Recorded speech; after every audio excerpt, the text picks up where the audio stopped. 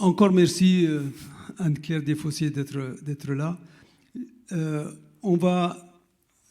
vais faire le modérateur, je vais lui poser des questions sur ce livre. Il est impossible, a priori, de répondre, d'aborder tous les sujets abordés dans ce livre qui sont extrêmement nombreux et exhaustifs, je dirais, sur la question. Mais on va essayer de se concentrer sur un certain nombre de questions qui nous tiennent à cœur. Alors, première question, quelle est la raison de votre choix de Briançon en 2019 pour entreprendre votre enquête? Est-ce que le côté emblématique du lieu ou d'autres migrations se sont succédées dans le passé avec des similitudes, ou le rétablissement de l'activité depuis 2015 du poste frontière dérogeant aux accords de Schengen, accord de 1993, ou sa militarisation en 2018. D'autre part, comment avez-vous été accueillis par les différents acteurs, police, gendarmerie, préfecture, justice, exilés et associations de bénévoles? Je vous passe la parole.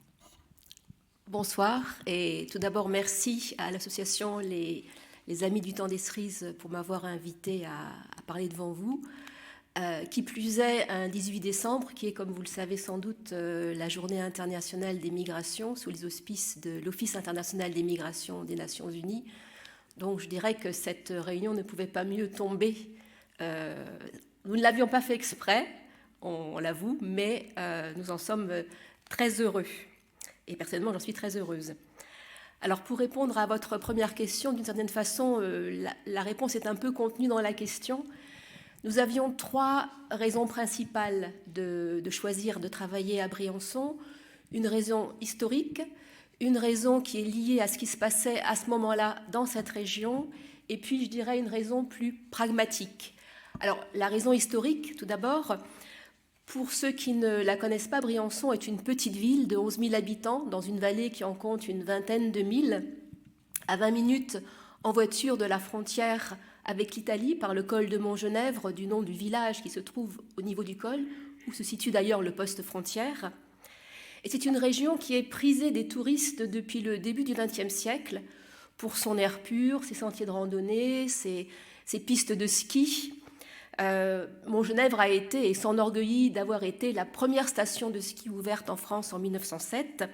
Et aujourd'hui encore, la ville et son économie sont principalement tournées vers le tourisme. Mais il n'en a pas toujours été ainsi. Et après avoir été pendant très longtemps une zone d'activité rurale, agricole et pastorale de montagne, donc assez pauvre, au XIXe siècle, la région et la ville ont connu un développement industriel important, essentiellement tourné autour de l'industrie textile, avec l'usine de la Chappe au cœur de Briançon, qui était une usine où on peignait les déchets de la soie, mais aussi, un peu plus tard, l'usine d'aluminium qui s'est ouverte un peu plus bas dans la vallée et qui a fonctionné jusque dans les années 90. Et dans les 2 cas, donc l'usine de l'aluminium, donc qui était une usine Péchinet, était à l'époque le plus gros employeur de tout le département des Hautes-Alpes. Et la majeure partie de la main-d'œuvre qui travaillait dans ces usines était une main-d'œuvre d'origine étrangère. Piémontaise, italienne et piémontaise en particulier, notamment au début et en particulier dans le textile, et plus récemment rejoint par des travailleurs venant des pays du Maghreb. Donc ça c'est un premier élément qui nous intéressait. Deuxième chose, c'est que cette région a toujours été une région de passage de toutes sortes depuis l'Antiquité, de toutes sortes de voyageurs, si je peux dire, qu'il s'agisse d'armées, de déserteurs, mais aussi de colporteurs, de marchands, de travailleurs saisonniers, de réfugiés politiques, et donc une longue histoire migratoire qui remonte très loin dans le temps, avec des alternances de fermeture et d'ouverture des frontières, qui nous paraissaient très intéressantes de prendre en compte, en considération, et à la lumière notamment des événements récents. Et c'est la deuxième raison de notre choix pour cette région, c'est qu'effectivement, cette histoire ancienne permettait de resituer ce qui se passe aujourd'hui. Et ce qui se passe aujourd'hui, c'est, depuis une dizaine d'années, 2015 à peu près, une nouvelle population traverse cette frontière et ce territoire venant non plus de pays limitrophes et de pays européens, mais de bien plus loin, essentiellement de pays du Sahel, d'Afrique subsaharienne, du Moyen-Orient et du Maghreb. En moyenne, comme vous le disiez, à peu près 4000 personnes par an. Donc on est à peu près à 30 000 personnes maintenant depuis les années 2015. Et ce sont des personnes qui, à un moment donné, voient les conditions dans leur pays d'origine devenir invivables et donc cherchent à trouver un refuge ailleurs. Cette nouvelle étape des migrations, je dirais, dans la région, a donné lieu à la fois à un très fort élan de solidarité de la part des résidents locaux et aujourd'hui beaucoup plus largement, d'abord spontané, puis qui s'est très vite structuré et organisé, on y reviendra un petit peu plus tard, je crois, et puis, parallèlement, à un renforcement du contrôle de la frontière par les pouvoirs publics et de la militarisation de cette frontière, pour tenter d'empêcher les passages. Ce qui, à l'époque, était une configuration assez unique en France, et qui semblait particulièrement intéressante à analyser dans un contexte où la xénophobie gagne du terrain dans le pays et où les politiques migratoires se faisaient de plus en plus restrictives. Et puis la troisième raison est une raison beaucoup plus pragmatique, c'est tout simplement l'accueil que nous avons reçu sur place par les acteurs de la solidarité en particulier, qui dès le départ se sont montrés extrêmement ouverts au regard extérieur, qu'il s'agisse d'étudiants ou de chercheurs qui voulaient comprendre ce qui se passait là, mais aussi de journalistes, mais aussi d'artistes. Et on ne compte plus les reportages photos et les films qui ont été tournés sur cette frontière. Ils s'en tournent encore aujourd'hui. Je crois que c'est sans doute la frontière qui est la plus documentée sur le plan filmique et photographique du pays. Et d'ailleurs, je vous invite, si vous en avez l'occasion, à voir certains de ces films qui sont soit des films de fiction, soit des films plus reportages, je dirais, qui ont attiré des télévisions du monde entier.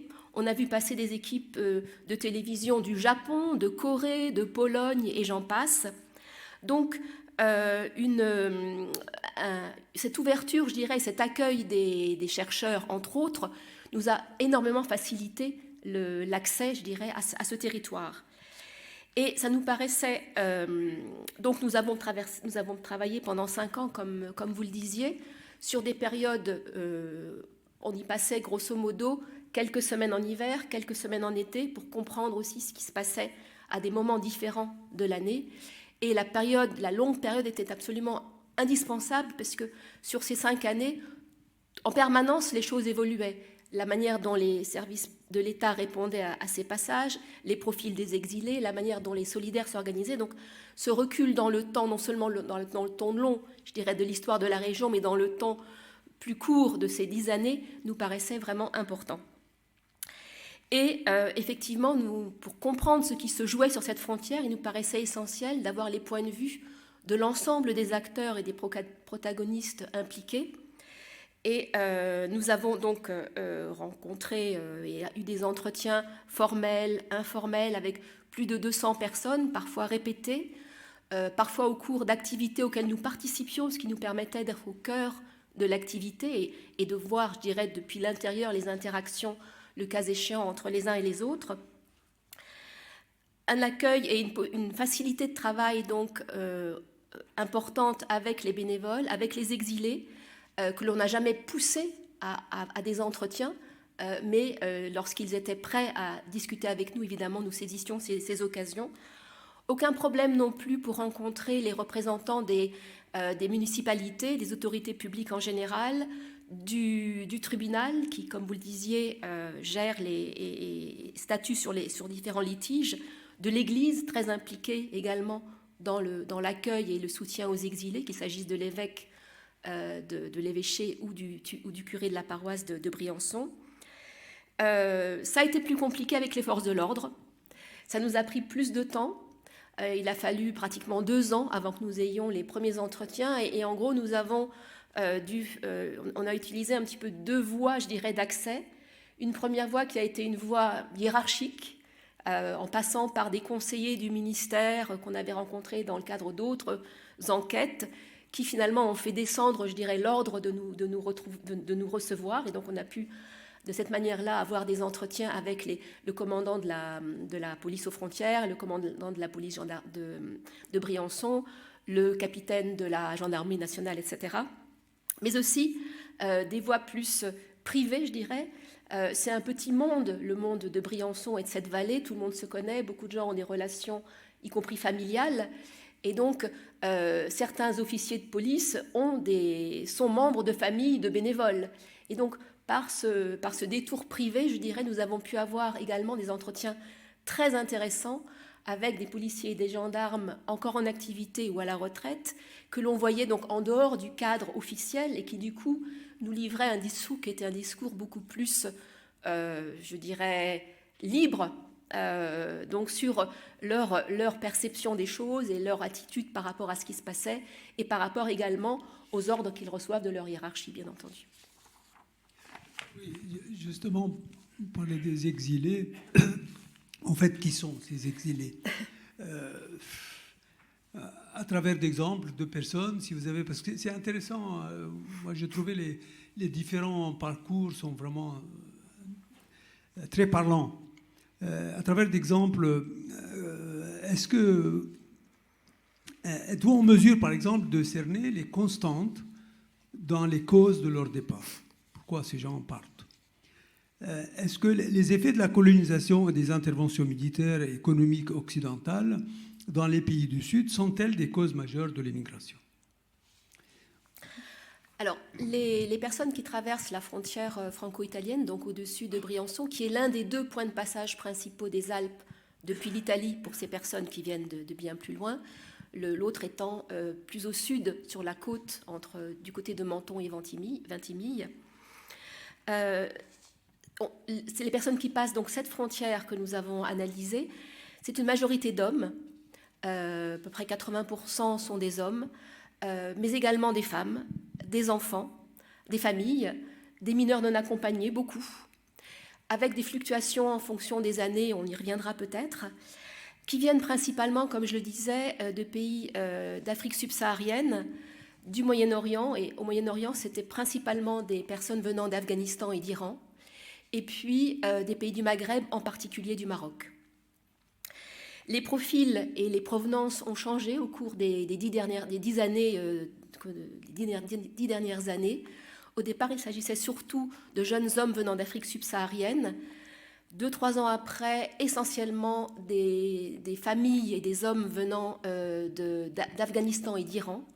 Plus récemment, et encore aujourd'hui, beaucoup de personnes viennent du Soudan et d'Érythrée.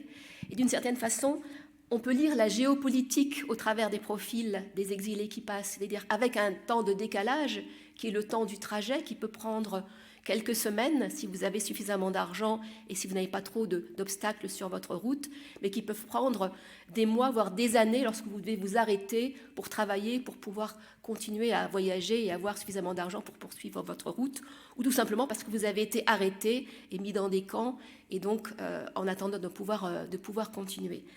Donc, mais néanmoins, on pourrait presque lire, je dirais, les conflits qui se passent dans le monde lorsqu'on regarde les profils des personnes qui traversent la frontière. Les raisons du départ, elles sont multiples, et chaque exil est une configuration particulière, une expérience particulière, mais il y a des constantes, et je dirais que la constante principale, c'est que tous ces exils sont liés d'une façon ou d'une autre à la violence. Qu'il s'agisse des violences politiques et des guerres, on peut penser évidemment à l'Afghanistan, à l'Iran, mais aussi au Cameroun, au Mali, au Soudan, et j'en passe, des persécutions ethniques ou religieuses, les Hazaras par exemple en Afghanistan ou les Kurdes en Iran, dans lesquels effectivement tous ces conflits et ces guerres, même si aujourd'hui ils paraissent locaux, en réalité beaucoup trouvent leurs racines dans l'histoire coloniale qui lie les pays occidentaux à nombre de ces pays en Afrique et au Moyen-Orient, dans le temps long de la formation et du partage des empires coloniaux et dans le temps court des opérations militaires comme en Irak, en Libye ou en Afghanistan par exemple, qui ont déstabilisé des régions entières.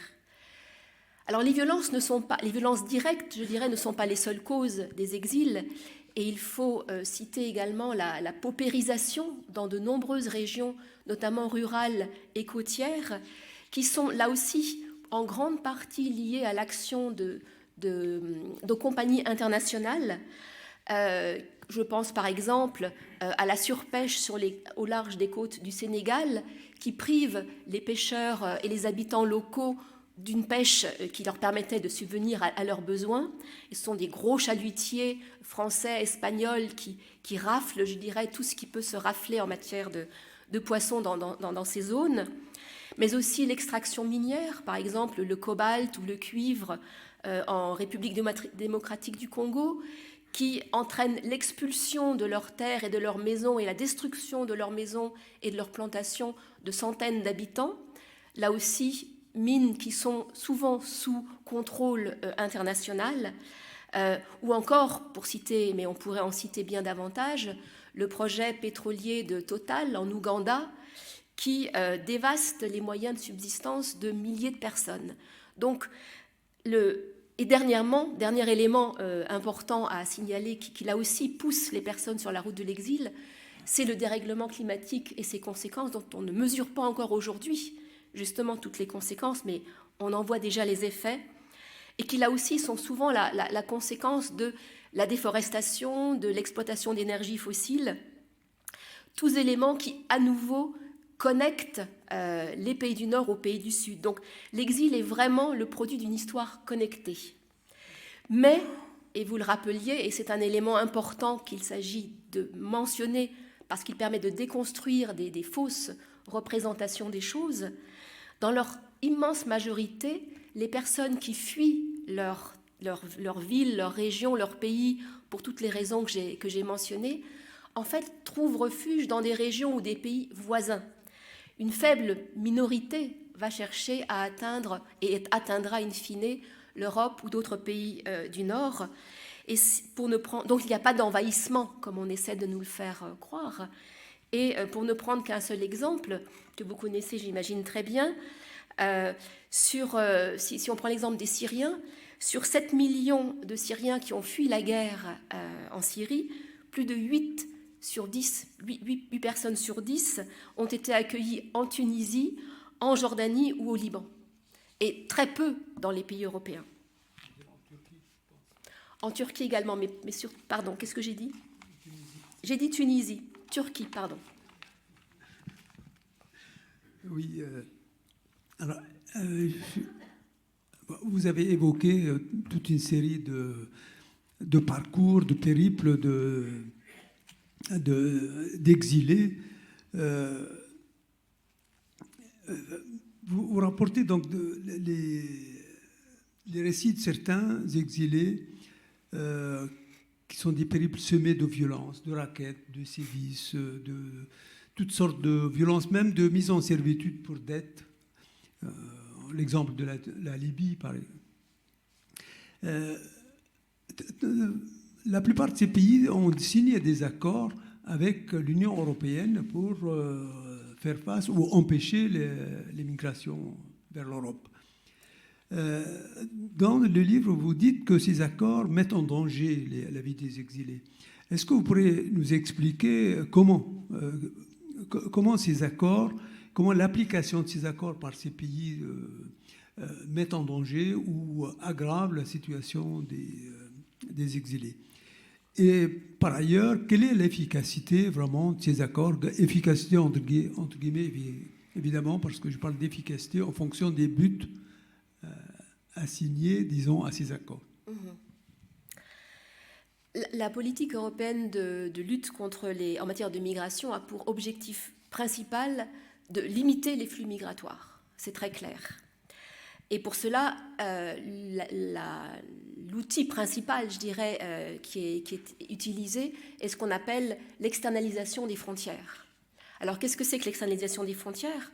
Depuis les années 90, ce que l'Union européenne a fait, c'est qu'elle a transféré le contrôle des migrations au-delà des frontières européennes, en passant des accords, comme vous le disiez, avec d'autres pays, et en chargeant ces pays de limiter la mobilité pour éviter que les personnes n'atteignent les frontières européennes.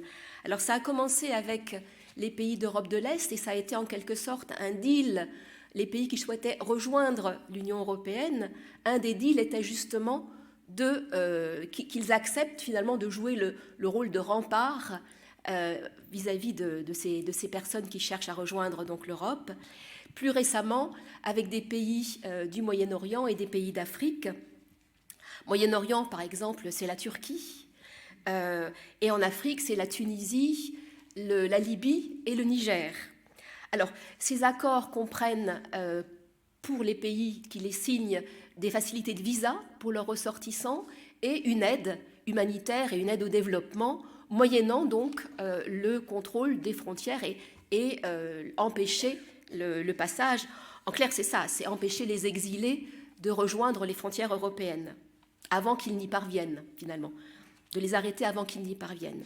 Et parallèlement, l'Europe s'est dotée d'une agence de garde-côtes et de garde-frontières qu'on appelle Frontex, qui a été créée en 2014 et qui a pour mission à la fois de renforcer, je dirais, les frontières extérieures de l'Europe en tant que telles et d'assister les pays qui donc ont signé ces accords. C'est aujourd'hui l'agence européenne qui a le plus gros budget de l'Union. En 14 ans, il a été multiplié par 140. On est passé de 6 millions à pratiquement 200 millions d'euros. Et les effectifs de Frontex sont passés grosso modo de 1000 à... en 2027, il devrait atteindre 10 000 agents. Donc c'est vraiment une arme, un outil dont l'Europe s'est dotée pour là aussi limiter les entrées sur son territoire. Alors, leur efficacité, ces politiques, elles sont très coûteuses financièrement, mais en réalité, elles se révèlent peu efficaces pour limiter les mouvements. On constate des fluctuations dans les mouvements, et par exemple, l'année dernière, il y a eu effectivement, et Frontex s'en félicite, une diminution, je crois, qui est estimée de l'ordre de 20% sur la route des Balkans et la route méditerranéenne, mais en réalité, on est sur quelque chose d'un peu cyclique, et quand on regarde sur la longue durée, on est plutôt sur un plateau. Autrement dit, on a multiplié les dépenses et les outils, mais on n'a pas vraiment changé quoi que ce soit dans la trajectoire, je dirais, de la courbe migratoire.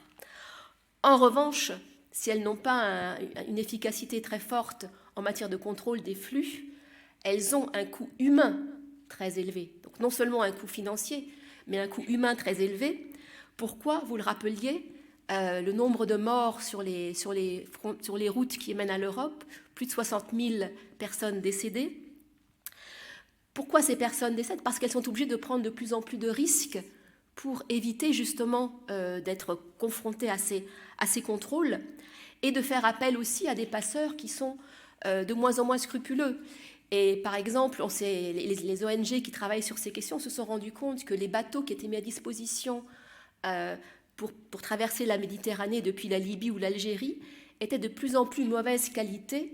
Pourquoi ? Parce qu'ils sont de plus en plus fréquemment interceptés, détruits lorsqu'ils sont interceptés par Frontex ou les gardes-côtes libyens ou algériens. Et donc les passeurs, en fait, mettent à disposition des bateaux de moins bonne qualité, les remplissent davantage et augmentent encore les risques du coup que ces bateaux sombrent et que les personnes se noient. Autre conséquence de cette politique européenne, c'est qu'elle renforce des régimes autoritaires et qui sont connus pour être peu respectueux des droits humains. Si on pense à la Turquie, si on pense à la Tunisie, si on pense à la Libye, non seulement contre les exilés, mais contre leurs propres ressortissants. Mais les exilés en particulier sont soumis à des exactions dont on a parfois des échos dans la presse. Et on pense par exemple aux images qui ont circulé si je prends quelques exemples, en 2023, lorsque la présidente de l'Union européenne s'est rendue en Tunisie pour féliciter le gouvernement tunisien de cet accord et de son rôle de rempart vis-à-vis des populations migratoires, dans le même temps, des centaines, des milliers d'exilés étaient expulsés dans le désert et on a vu circuler ces images d'hommes, de femmes et d'enfants qui mouraient de soif dans le désert après y avoir été envoyés. Si on prend le cas du Niger, qui est l'un des derniers à avoir signé un accord avec avec l'UE sur ces questions, et c'est un des exemples un des cas qu'on a analysé dans le livre. En 2015, l'UE donc a proposé un accord avec le Niger en finançant largement le pays, non seulement pour développer ses moyens de contrôle des frontières, mais plus largement pour son développement. Et une loi a été passée qui punissait de peines de prison et d'amendes très sévères les personnes qui aidaient le passage du Niger. Le Niger, c'est le point de passage obligé, si vous voulez, depuis le sud, depuis les pays du Sahel, si vous voulez rejoindre l'Algérie ou la Libye pour ensuite traverser la Méditerranée. Qu'est-ce qui s'est passé ? Et une bonne partie d'ailleurs de l'économie locale du Niger était basée sur ces passages. Une ville comme Agadez est une ville qui vivait du passage des exilés, parce qu'il fallait les loger, les nourrir, fournir des véhicules pour les traverser, etc. Or, ces migrations étaient des migrations qui étaient certes irrégulières, mais elles n'étaient pas clandestines, elles se faisaient au vu et au su de tout le monde, dans les postes frontières, éventuellement, les gardiens des postes, les forces de police aux postes de frontières fermaient les yeux, moyennant éventuellement un peu d'argent. Donc ça se passait, ça faisait partie de ces trajectoires, je dirais, assez traditionnelles. Du jour au lendemain, ces routes ont été fermées. Qu'est-ce qui s'est passé ? Certes, il y a eu un petit peu moins de passages, mais en réalité, ce qui s'est passé, c'est que les gens ont cherché d'autres voies de passer. Et donc, au lieu de prendre la route la plus sûre avec des points de restauration, avec des points d'essence, des points d'eau qui permettaient de monter vers le nord, les passeurs ont fait passer les véhicules par des pistes isolées où la moindre panne de véhicule peut entraîner la mort dans les 2-3 jours, mort de soif, si personne ne vient à votre secours, ce qui était souvent le cas, puisque il fallait pouvoir atteindre quelqu'un pour pouvoir obtenir des secours, et ce n'était pas toujours facile. Et on a rencontré à Briançon des personnes qui avaient survécu à ce genre de situation, mais qui ont vu mourir les plus faibles en général, souvent les enfants, les personnes malades, plus fragiles, et donc qui ont vécu cela, même si directement elles n'ont pas été affectées, l'ont vécu, et on imagine le traumatisme que cela peut représenter. Et donc, pour juste donner un élément chiffré, en 2 ans, entre 2015 et 2017, certes, le nombre de passages a légèrement diminué, mais la létalité, c'est-à-dire que le nombre de morts, a été multiplié par 8. Donc, effectivement, ces politiques ont des conséquences dramatiques sur les exilés, sans, encore une fois, véritablement avoir un impact sur les migrations. Je ne vais pas insister, mais on pourrait, vous l'avez évoqué, parler de la Libye, où la situation est encore pire pour les personnes qui traversent et qui subissent là des exactions qui ont été largement documentées par beaucoup d'ONG, qui nous sont rapportées également par les personnes qu'on a rencontrées, et où la situation est vraiment terrible. Donc, ces politiques, elles sont coûteuses, elles sont largement inefficaces, elles sont très dangereuses, et de plus, on pourrait dire que d'une certaine façon, elles vont à l'encontre des intérêts même de l'Europe. Et je voudrais juste prendre un exemple et vous rappeler, si vous ne l'avez pas entendu ou lu, le discours de la présidente de la Banque mondiale européenne, donc Madame Christine Lagarde, devant les banquiers centraux qui se réunissent tous les ans aux États-Unis pour faire le point de la situation économique dans le monde. Elle a délivré un message très clair. Sans l'immigration, l'économie européenne aurait eu beaucoup plus de mal à traverser les crises ces dernières années. Et je la cite, « Même s'il ne représente que 9% de la force totale du travail en 2022, les travailleurs étrangers ont contribué à la moitié de la croissance européenne ces 3 dernières années. » Et il est d'autant plus important de rappeler ces réalités dans une période où l'on présente généralement les exilés et les étrangers en général comme un problème, alors que, bien souvent, ils sont et elles sont une solution, ou tout au moins une partie de la solution. C'est très clair. Pour revenir à la frontière entre l'Italie et la France, vous faites le lien entre la répression, parce que là aussi la répression a été renforcée, la frontière a été militarisée depuis 2018, donc, ce qui signifie qu'ils ont ajouté des escadrons de gendarmerie, de militaires, etc., pour empêcher les exilés de passer. Et Quelle est la conséquence de cette augmentation de la répression à la frontière française? Il y a vous avez évoqué largement le cas des pays d'Afrique du Nord qu'ils traversaient et les dangers supplémentaires qu'ils confrontaient, mais il y a aussi le danger qu'ils subissent en passant la frontière italo-française. Est-ce que vous pouvez nous expliquer quel est l'effet de cette politique répressive sur l'augmentation de la violence et du danger contre les exilés? Alors, ce qui se passe en Afrique, ça se passe aussi, je dirais, aux frontières de l'Europe. Juste avant de venir sur la frontière franco-italienne, pour les personnes qui ont réussi à les atteindre. Pour ne prendre que 2 exemples, là aussi, qui sont très documentés, pendant longtemps, la Grèce, et encore aujourd'hui, malheureusement, effectue des pushbacks, c'est-à-dire que les canaux pneumatiques qui ont réussi à atteindre ces côtes sont repoussés par les gardes-côtes vers le large, au prix parfois, là aussi, de noyades et de drames humains. Ce qui évidemment va à l'encontre du droit de la mer, de toutes les conventions et de toutes les règles internationales et de toutes les conventions des droits humains. La Croatie est un point de passage pour les personnes qui viennent des Balkans. Donc ce sont essentiellement les 2 routes principales pour arriver en Europe, c'est par la Méditerranée, ou les passages par la Méditerranée, puisque en fonction des contraintes et des obstacles, les voies changent. Aujourd'hui, beaucoup de personnes, au lieu de traverser la Méditerranée centrale, passent par les côtes atlantiques, par les Canaries et remontent, notamment celles qui viennent des côtes d'Afrique, et remontent par ce biais-là. Et ce qu'on appelle les routes des Balkans, ce sont les personnes qui viennent des pays du Moyen-Orient, qui passent par les pays d'Europe de l'Est, plus au sud, plus au nord, en fonction là aussi des possibilités, pour finalement atteindre l'Europe. Et la frontière de la Croatie, qui à un moment donné est quasiment obligatoire pour arriver à atteindre l'Italie par exemple, est une des frontières les pires d'après tous les témoignages que nous avons eus, où les personnes se font humilier, se font maltraiter, des simulacres d'exécution. On peint des croix rouges sur la tête de personnes qu'on pense être musulmanes. On les fait se dévêtir, on brûle leurs vêtements, on casse leur téléphone. Enfin, vraiment des choses absolument terribles.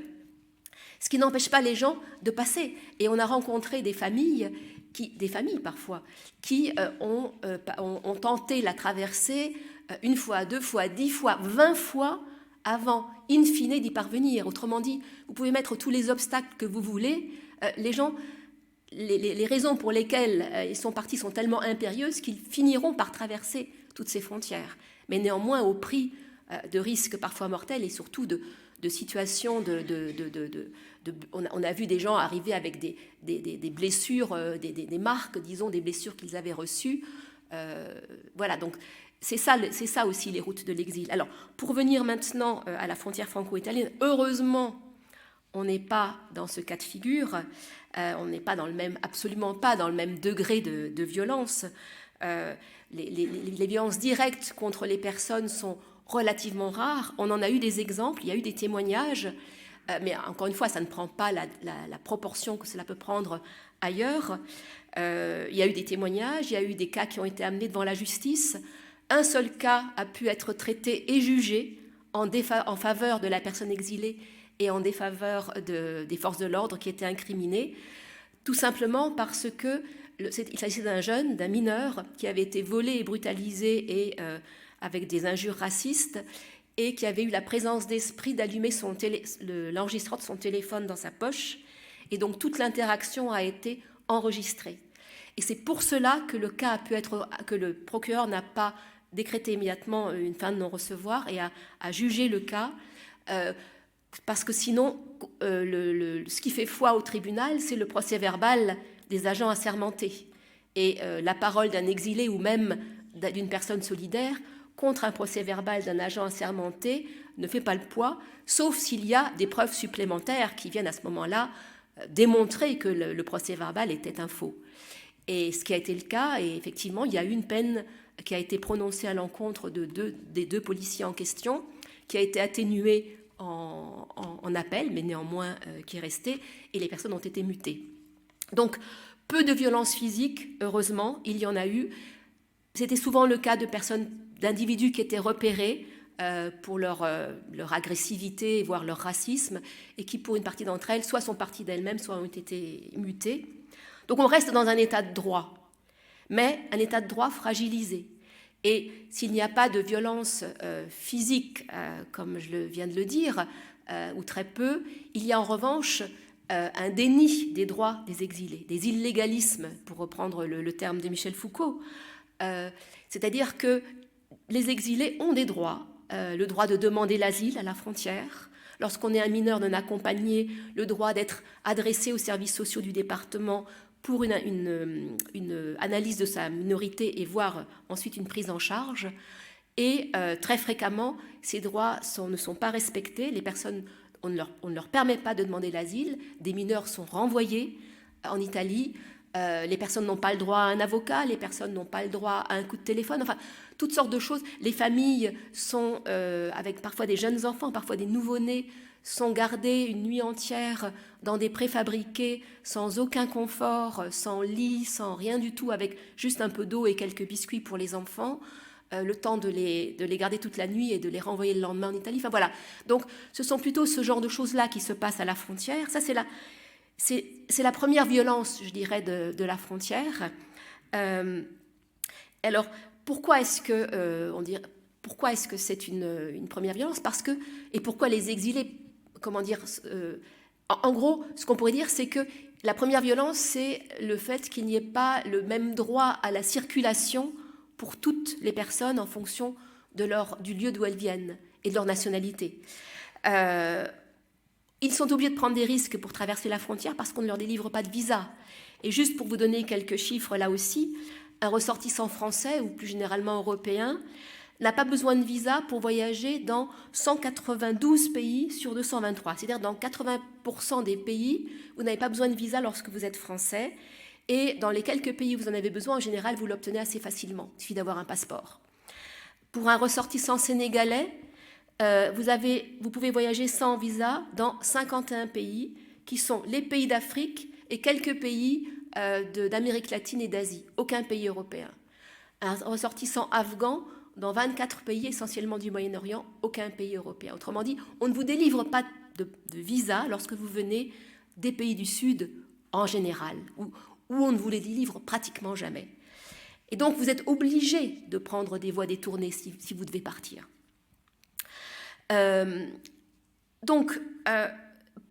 Pour pouvoir passer la frontière, les exilés sont de ce fait obligés de prendre des chemins détournés, des chemins dangereux, en particulier en montagne, comme c'est le cas à Briançon, et encore plus en hiver. La deuxième, donc, prendre des risques pour traverser la frontière. C'est une première violence qui est exercée à l'encontre de ces personnes. La deuxième forme de violence, c'est ce qui se passe une fois que vous avez traversé la frontière, quand les forces de l'ordre qui sont déployées à la frontière, et comme vous le rappeliez à l'origine, en 2015, à la frontière, il n'existait que le poste frontière, avec quelques agents donc, de la police aux frontières, qui faisaient essentiellement du contrôle statique de véhicules qui passaient la frontière. Depuis, cette petite unité de police a été renforcée par l'envoi de militaires, donc 2 escadrons de gendarmes mobiles, qui sont en principe chargés du maintien de l'ordre, plus des soldats de l'unité Sentinelle, qui sont, elles, des unités destinées à lutter contre le terrorisme. Donc on a envoyé à la frontière des unités qui maintiennent l'ordre et qui chassent les terroristes, et qui vont se retrouver face à des hommes, des femmes, des familles, des enfants, qui ne cherchent qu'à fuir une situation invivable. Et la manière dont ces unités fonctionnent, c'est qu'elles se mettent en embuscade sur les chemins où elles pensent que les exilés vont passer, et ensuite elles les prennent en chasse, elles les poursuivent lorsqu'elles en découvrent. Et donc c'est au cours de ces courses-poursuites que bien souvent les accidents se produisent. Et c'est ainsi, par exemple, que le 7 mai 2018, Blessing Matthew, une jeune femme nigériane de 21 ans, a trouvé la mort. Elle s'est noyée dans la Durance, à quelques kilomètres de Briançon, alors qu'elle tentait d'échapper aux gendarmes qui la poursuivaient. Et elle a été la première exilée à mourir sur cette frontière. Son corps a été retrouvé 2 jours plus tard, coincé dans la grille d'un barrage hydroélectrique à quelques kilomètres en aval du lieu de sa chute. Et sa mort est survenue moins de 2 semaines après l'envoi des premiers escadrons de gendarmerie dans la montagne pour contrôler la montagne. Et pour les personnes qui agissent en solidarité dans cette région, cette mort et celles qui ont suivi étaient la conséquence directe de la militarisation de cette frontière. Et depuis 2015, 11 personnes ont trouvé, en réalité depuis 2018, 11 personnes ont trouvé la mort sur cette frontière, dans ce type de circonstances. 5 ont été portées disparues, et on ne compte pas celles qui se sont blessées, parfois grièvement, parfois en ayant encore des séquelles aujourd'hui, les amputations en raison du froid, quand vous restez caché dans la neige pour échapper aux gendarmes pendant des heures et que vous êtes mal équipé et que vous arrivez in fine de l'autre côté, dans la vallée, et on est obligé de vous amputer des mains ou des pieds parce que le froid, vous avez les pieds et les mains gelés. Donc voilà la situation. Alors on peut considérer que c'est peu au regard des 60 et quelques mille, mais c'est beaucoup trop sur une frontière où personne ne devrait mourir en cherchant à la traverser. Alors, cette politique qui est très répressive, en tout cas la répression augmente, elle est censée être efficace pour empêcher pour réduire le nombre d'exilés d'après la terminologie officielle, c'est les entrées irrégulières. Quelle est l'efficacité de cette politique et quel est son coût, à la fois humain, vous en avez parlé tout de suite, mais aussi son coût financier? Alors, la politique qui est mise en place pour contrôler la frontière présente un paradoxe majeur. Et on a vu un petit peu la même chose d'ailleurs au niveau européen. En moyenne, je disais, 4000 personnes traversent cette frontière, et je devrais ajouter que la plupart d'entre elles ne cherchent pas à rester en France. Beaucoup cherchent ensuite à rejoindre la Grande-Bretagne, la Belgique ou les pays scandinaves, l'Espagne, l'Allemagne. Donc on est sur des effectifs qui sont relativement réduits.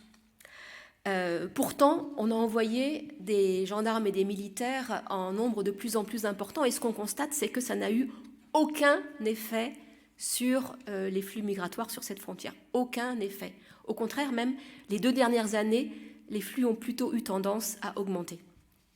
Tout simplement parce que les personnes les raisons qui font que les personnes partent continuent d'être impératives.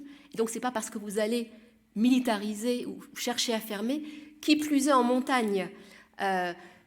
Construire un mur ou dresser des barbelés dans la plaine, ça, c'est un obstacle plus compliqué à franchir, surtout si vous ajoutez des patrouilles de chiens, des drones, etc. Pourtant, les gens passent, mais c'est un peu plus compliqué. En montagne, vous pouvez même doubler, vous pouvez passer à 500 militaires si vous le voulez. Enfin, il faut s'imaginer, j'imagine, vous êtes dans une zone de montagne, même si elles ne sont pas aussi élevées que ce qu'on trouve dans le Queyras autour de Briançon. Néanmoins, contrôler ces zones, c'est totalement impossible. Donc, mais néanmoins, ça se fait. Donc, pas d'efficacité sur les flux. Ils ont même augmenté, je le disais. Et tous les fonctionnaires des forces de l'ordre qu'on a rencontrés le savent. Ils nous le disent. Et d'ailleurs, c'est un problème pour eux. Ils se demandent aujourd'hui, le poste frontière de Briançon a beaucoup de mal à recruter des gens qui ne savent plus pourquoi ils font ce travail. À la fois parce qu'ils se retrouvent face à des familles en détresse, mais aussi parce qu'ils ont l'impression que ça ne sert à rien, puisque de toute façon, les gens passent. Et d'ailleurs, en entretien privé, le commandant de la force aux frontières ou le commissaire, et même le directeur de cabinet du préfet le reconnaît aussi. Ça n'est pas efficace, mais ça a un coût. Et on a estimé, en utilisant un rapport sénatorial qui a été fait il y a 2-3 ans pour le Calaisis, sur le coût de la militarisation, là aussi, de la frontière avec l'Angleterre, avec la Grande-Bretagne. On a estimé, donc en prenant les mêmes règles de calcul, que le coût d'un refoulement coûtait à l'État 14 000 €, un refoulement. Sachant qu'un refoulement, ce n'est pas une personne. Une personne peut être refoulée plusieurs fois. Donc c'est un refoulement. Donc c'est une politique qui est à nouveau extrêmement coûteuse. On arrive quand même à plusieurs centaines de milliers d'euros par an et inefficace dans l'objectif affiché qui est la sienne. Alors, la question qu'on peut se poser, c'est est-ce que son efficacité réside ailleurs? Si on n'arrive pas à contrôler les frontières, pourquoi est-ce qu'on continue à mener cette politique? Pourquoi est-ce qu'on continue à déployer des militaires, à les équiper chaque année un peu plus en drones, en véhicules, etc. En fait, l'analyse que l'on en fait, c'est que, d'une certaine façon, ce déploiement de force à la frontière est une mise en scène pour qui vise à montrer la détermination de l'État à lutter contre l'immigration irrégulière, dans un moment où les Cassandres d'extrême droite critiquent en permanence, justement, les résultats du gouvernement en la matière. Et chaque année, d'ailleurs, le préfet donne les chiffres du nombre de personnes refoulées et se félicite du travail effectué par les forces de l'ordre, mais se garde bien de dire qu'en réalité, les personnes vont quand même traverser. Donc, on parle de refoulement, on ne parle pas des personnes qui in fine, vont entrer. Alors, c'est un coût financier, c'est un coût humain en termes de risque, en termes de drame également, et je les ai évoqués, de risques que les exilés prennent et de drames qui peuvent être consécutifs à cette politique de fermeture. C'est une politique coûteuse, mais par ailleurs, le gouvernement, enfin l'État se décharge de l'accueil des exilés qui entrent effectivement et qui sont... Le relais est pris par des bénévoles, par des associations qui sont très importantes. Sans ça, peut-être que le nombre de victimes serait encore plus important. Est-ce que vous pourriez nous dire un mot du rôle de ces associations à Briançon et comment elles sont financées? Alors, ce qu'il faut peut-être commencer par dire, enfin refaire un tout petit peu d'histoire, et donc je disais que cette nouvelle, ces migrations qu'on voit aujourd'hui, elles ont démarré en gros dans les années 2015, et pour les habitantes et les habitants de la région, ça a été ils se sont retrouvés, je dirais, face au problème. Ils n'ont pas cherché à ce problème, ils se sont trouvés face. C'était des personnes qui étaient pourtant habituées au mouvement transfrontalier de touristes, de travailleurs saisonniers. Pour les plus anciens d'entre elles et d'entre eux qui avaient en mémoire les passages d'Italiens, notamment après la Seconde Guerre mondiale, dont certains d'ailleurs, dont beaucoup, se sont installés dans la région, donc au lendemain de la Seconde Guerre mondiale. Mais l'hiver 2015-2016 marque un tournant. Et en particulier parce que ce ne sont plus des personnes venant principalement de pays d'Europe qu'on voit passer, mais ce sont des personnes, au départ, essentiellement des jeunes hommes d'Afrique subsaharienne, qui n'étaient pas équipés du tout pour traverser la montagne, surtout en hiver, et ces habitants se sont trouvés à certains moments sur une piste de ski ou dans un chemin de randonnée face à des jeunes hommes grelottants, parfois blessés, les ont emmenés chez eux, les ont restaurés, les ont éventuellement conduits à l'hôpital. Et puis petit à petit, le nombre de personnes qui passaient augmentant se sont organisés entre voisins, entre amis, pour organiser un accueil familial qui s'est structuré ensuite dans le cadre de ce qui s'appelle un réseau Welcome, où donc on accueillait ces personnes pour quelques jours, le temps qu'elles reprennent la route. Je ne l'ai pas encore dit, mais Briançon, c'est juste un lieu de passage pour les exilés qui passent. Leur destination, c'est pas de venir à Briançon. Pour eux, il n'y a pas grand-chose à faire à Briançon. Ils continuent leur route, donc ils passent par Briançon parce que c'est une des voies de passage, mais c'est à peu près tout.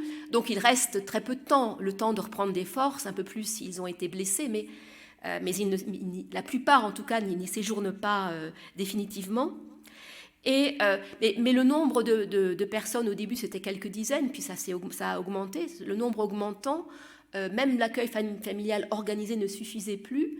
Et c'est ainsi donc que les premiers collectifs se sont véritablement organisés À côté de l'accueil familial, je ne l'ai pas mentionné, mais c'est développé en particulier basé sur des professionnels de la montagne, des accompagnateurs, des moniteurs de ski.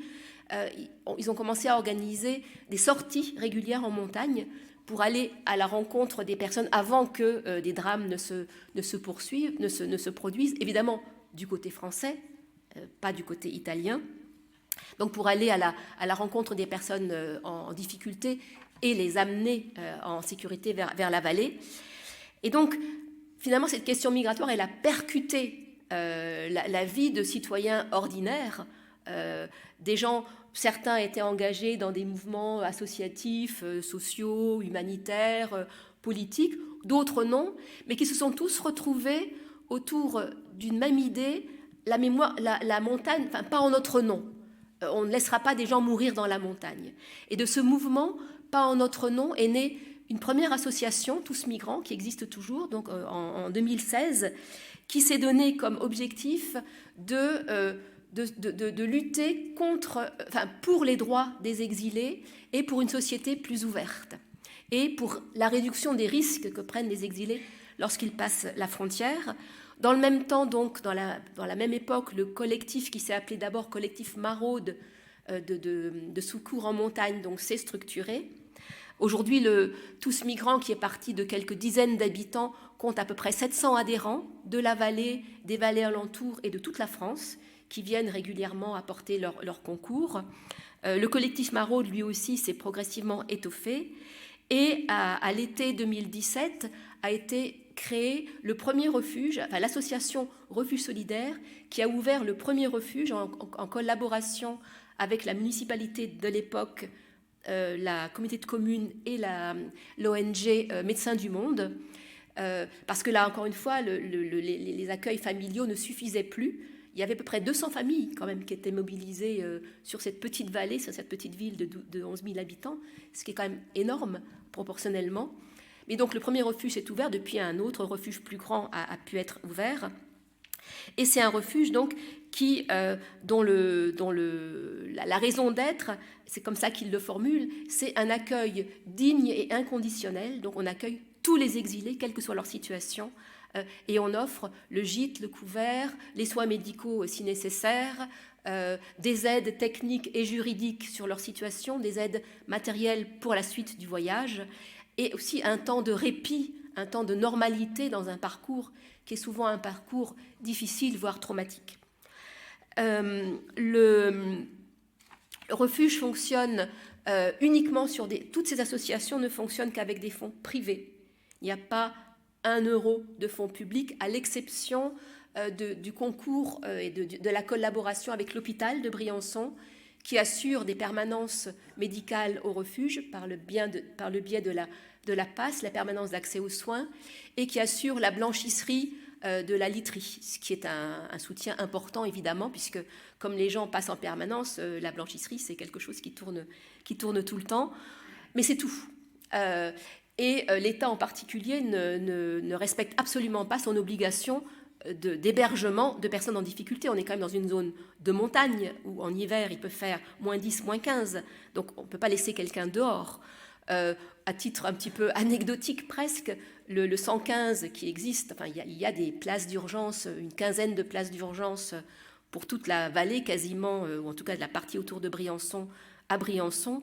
Depuis 10 ans, 3 exilés ont pu passer une nuit dans le cadre du 115, pour vous donner un petit peu sachant qu'il y en a 30 000 qui sont passés au refuge.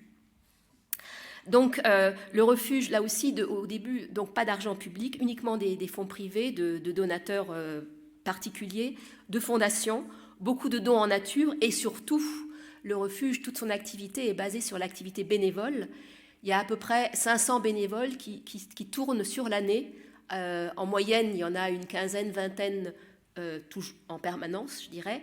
Certains bénévoles viennent une fois, certains viennent régulièrement. Les bénévoles locaux qui étaient les pionniers, je dirais, ceux qui ont ouvert le premier refuge, certains se sont retirés. Il y avait beaucoup de personnes qui étaient plus âgées, retraitées, qui se sont un peu fatiguées. C'est un travail qui est compliqué, qui qui est difficile. On se bat toujours pour pouvoir survivre, financer les actions, etc. On est confronté à la détresse des exilés qui racontent parfois ce par quoi ils sont passés. Donc, c'est lourd aussi pour les bénévoles. Donc, il y a un turnover important, mais il y a des gens qui reviennent régulièrement depuis 10 ans. Enfin, on a des profils extrêmement variés. Et ce dont on parlait dans la voiture tout à l'heure, c'est intéressant de voir que comment les bénévoles se sont rajeunis au cours des 10 ans. Pour ne prendre que le CA, le conseil d'administration du refuge, qui au départ était constitué d'une dizaine de personnes, essentiellement retraitées, pré-retraitées. Aujourd'hui, il reste une personne du premier CA et il y a maintenant une quinzaine de membres et les 14 qui est à la retraite et les 14 autres ont moins de 35 ans. Certains étaient de la région, d'autres étaient d'ailleurs, sont venus faire du bénévolat et se sont impliqués et sont venus s'installer par la suite à Briançon pour pouvoir continuer à mener l'activité. Et donc c'est comme ça que le refuge fonctionne et que cette activité donc peut être menée.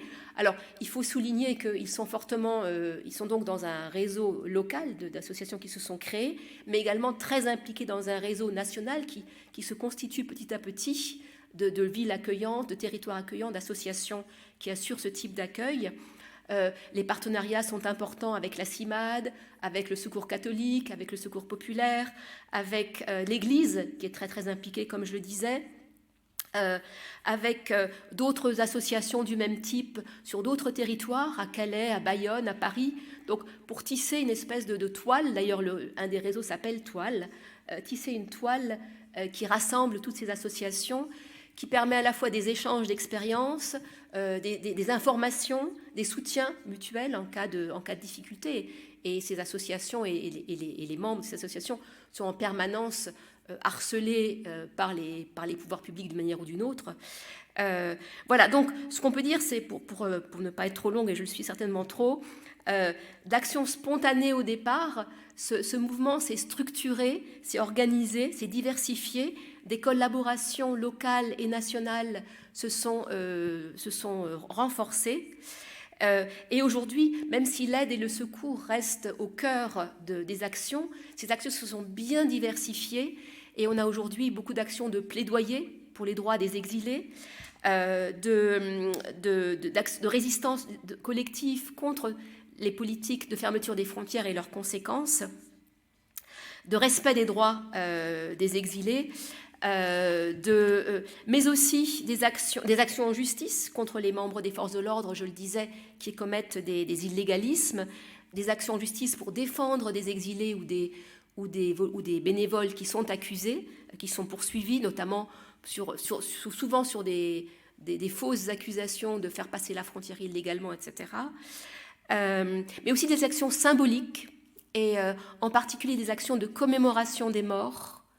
Et ça, c'est pour les militants locaux une action très importante, que ces personnes qui sont décédées ne restent pas dans l'anonymat, dans l'indifférence, ne soient pas des statistiques simplement que l'on égrènerait, mais donc des journées de commémoration, des stèles ont été érigées, des fleurissements réguliers pour justement rappeler le danger de cette politique de fermeture des frontières. Pardon, non, vous ne m'avez pas posé la question, vous l'aviez posée, il me semble, dans la première liste, sur les réactions de la population locale. Oui, j'allais vous poser la question. Ah bon, bah alors. J'allais vous poser la question. Je vous devance. Alors, effectivement, d'une manière assez remarquable, il n'y a pratiquement pas de réaction hostile de la population locale, c'est-à-dire celle qui n'est pas directement impliquée dans ces actions de solidarité. En tout cas, pas publiquement. Alors, et même, je dirais que au-delà des bénévoles qui sont directement engagés dans le refuge, à tous migrants, etc., beaucoup de gens viennent apporter qui des vêtements, qui de la nourriture, des enseignes, des boulangeries, des grands magasins apportent régulièrement leur surplus. Enfin, voilà, donc toutes ces petites actions-là qui permettent aussi au refuge de fonctionner sont des choses qui arrivent tous les jours. Tous les jours, lorsqu'on passe une journée au refuge, on va passer, défiler des gens qui viennent apporter quelque chose. Mais ce qu'on pourrait dire, c'est que d'une certaine façon, la population en général, donc pas de réaction réellement hostile, on est plutôt dans quelque chose qui est entre l'indifférence, l'ignorance aussi, l'indifférence ou la tolérance, tant que ça ne nuit pas à l'image de la ville. Et en fait, c'est ça qui est l'élément déterminant. Je le rappelle, on est dans une zone touristique où une grosse partie de l'économie repose sur le tourisme et donc sur l'image de la ville. Et quand l'image risque de la vie des personnes risque d'être écornée, là, ça pose un problème. Et juste pour prendre un exemple, le refuge a dû fermer ses portes un été parce que c'est un refuge qui a une capacité théorique de 80 personnes maximales. On en était à 250, ce qui commençait à poser des problèmes. Il y avait des gens partout, donc des problèmes de sécurité, de violence aussi. Quand il y a une surpopulation, c'est souvent le cas. Et donc le refuge a fermé ses portes et une tente prêtée par Médecins sans frontières a été érigée, une grande tente. Ce sont les tentes qui sont utilisées dans les catastrophes naturelles quand il y a des tremblements de terre. C'était la première fois qu'on l'utilisait en France. En général, on les utilise dans des pays où se passe justement ce type de catastrophe, qui a été ouverte sur le parvis de l'église. Et alors ça n'a pas trop, là aussi, fait bouger les gens, je dirais. Mais une autre année, il y a eu également une fermeture d'un mois pour les mêmes raisons de surpopulation. Mais comme dans l'esprit des solidaires, il faut absolument accueillir les gens néanmoins coûte que coûte et ne pas les laisser à la rue, des squats ont été ouverts. Et là, ça pose un problème à la fois évidemment légal, puisque les squats sont par définition interdits. Mais il se trouve que le squat en question, c'était il y a 2 ans, se trouvait dans une ancienne clinique désaffectée qui était en vente en face du commissariat à côté d'une école. Donc là, il y a eu des protestations, il y a eu une pétition des parents de l'école, mais intéressant, pas contre la présence d'exilés en tant que telle, mais on tournait ça, les problèmes d'hygiène, parce qu'il y avait des choses qui traînaient, et de sécurité, disons, des enfants qui voient des adultes sur le chemin de l'école.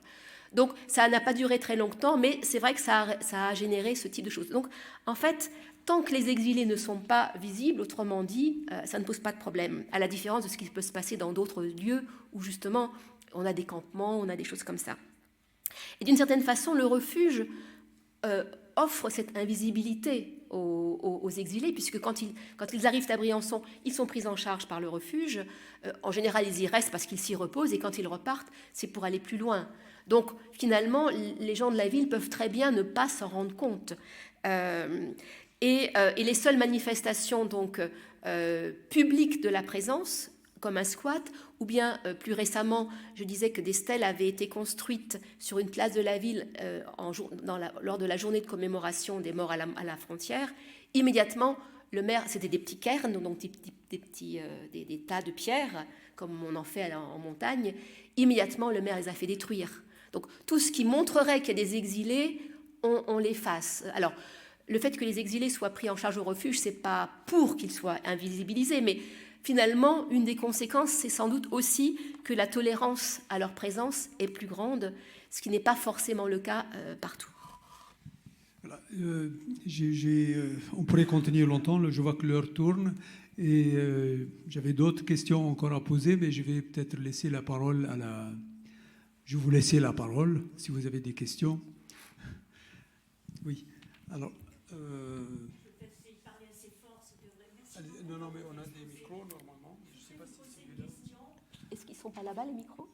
Ah oui. Je crois qu'ils sont là.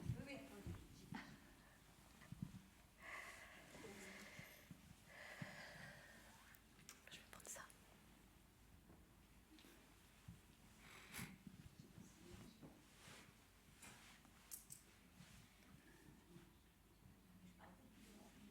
Ça marche pas? Vous m'entendez? Oui, je vous entends. Voilà, merci. Merci beaucoup pour votre exposé. Je voulais vous poser en fait deux questions.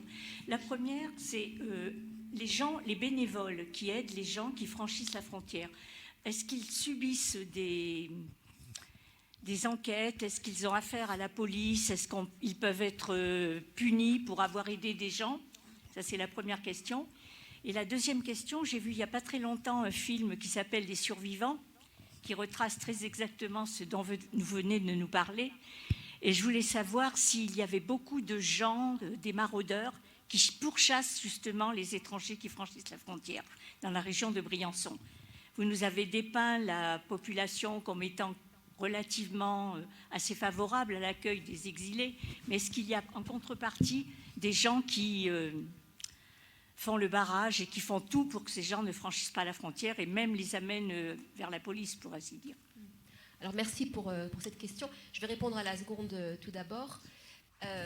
En 2018, il y a eu une manifestation organisée par le groupe d'extrême droite Génération Identitaire, dont tous les membres étaient extérieurs à la région, venant d'ailleurs y compris d'autres pays, une centaine de personnes, qui ont passé un certain temps à Briançon et qui ont mené des actions spectaculaires hostiles aux exilés, avec force déploiement de grandes bannières sur la neige. C'était au mois d'avril, donc il y avait encore de la neige, des grandes bannières hostiles aux migrants en déployant des barrières, des filets de chantier orange pour symboliser la frontière, et en pourchassant, effectivement, ils ont pourchassé quelques exilés qu'ils ont remis aux forces de l'ordre à la frontière.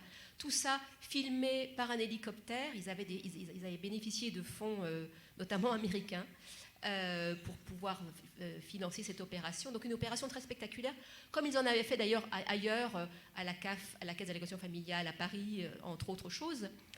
Et c'est d'ailleurs à la suite de donc le lendemain de cette manifestation, de cette grosse démonstration, il y a eu une contre-manifestation de la part justement des personnes engagées en faveur des exilés, pour au contraire manifester leur soutien, au cours de laquelle d'ailleurs plusieurs de ces manifestants ont été arrêtés, 7 arrêtés par la police et déférés devant le juge.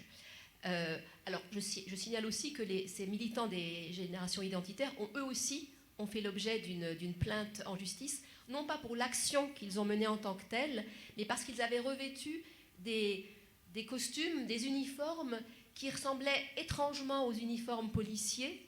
Et donc le motif de la plainte, c'était, j'oublie les termes exacts, mais usurpation de tenue officielle, quelque chose comme ça.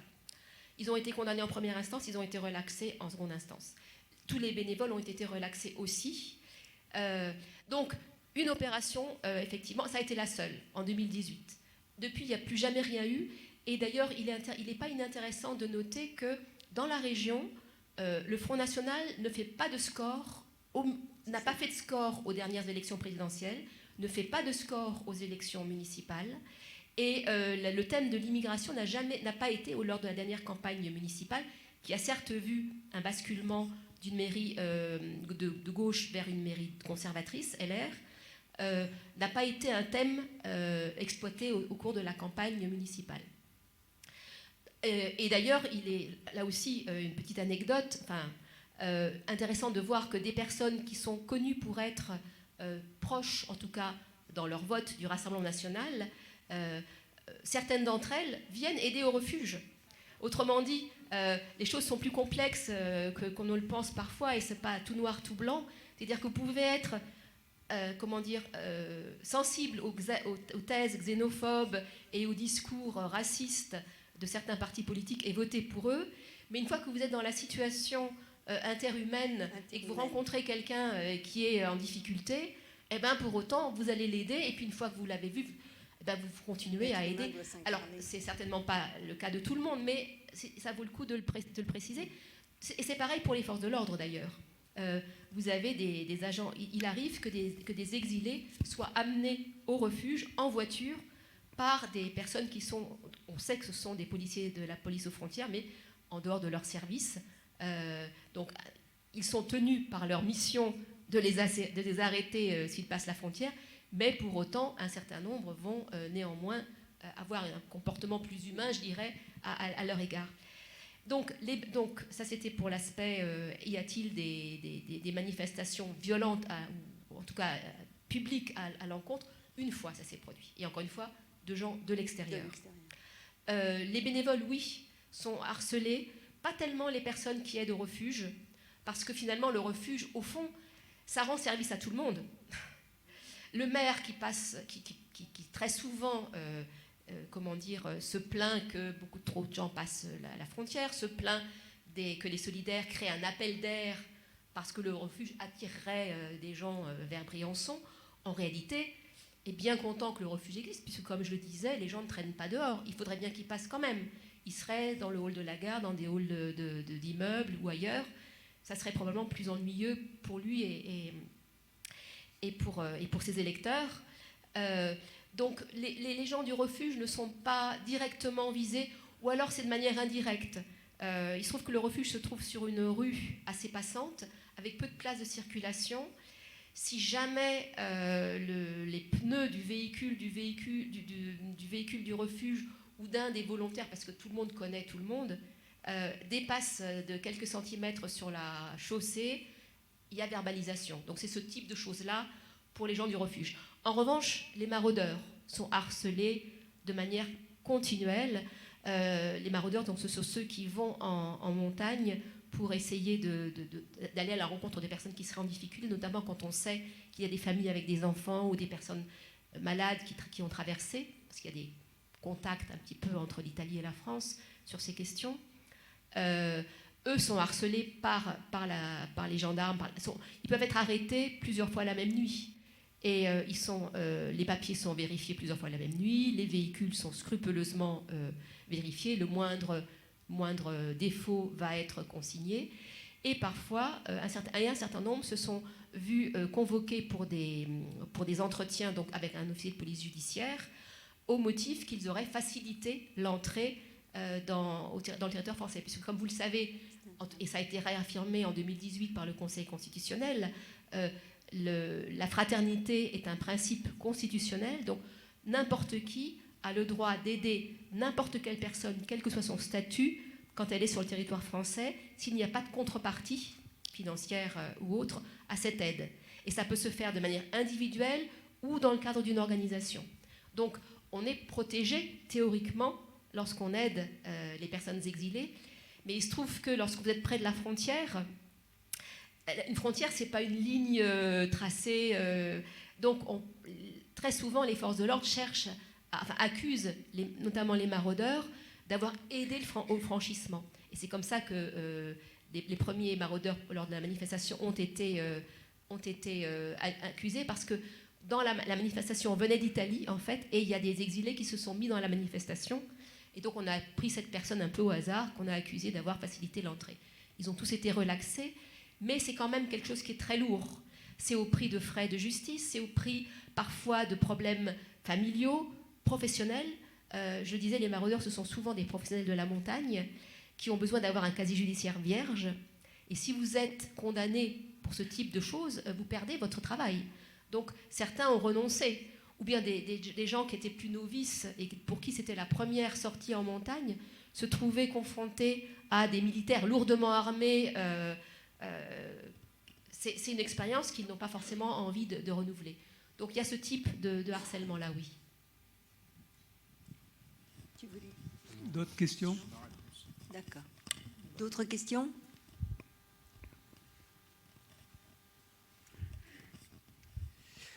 Bonjour, merci de votre précision remarquable. 3 questions. Une qui vous concerne personnellement pour un sujet qui n'est pas dans notre conférence, et 2 sur la conférence. Premièrement, est-ce que vous avez enquêté forcément, et qu'est-ce que savent et à quoi s'attendent les migrants à la frontière? Avant de passer la frontière, non pas qu'est-ce qu'ils espèrent, quel qu'ils espèrent, on le devine, mais à quoi ils s'attendent.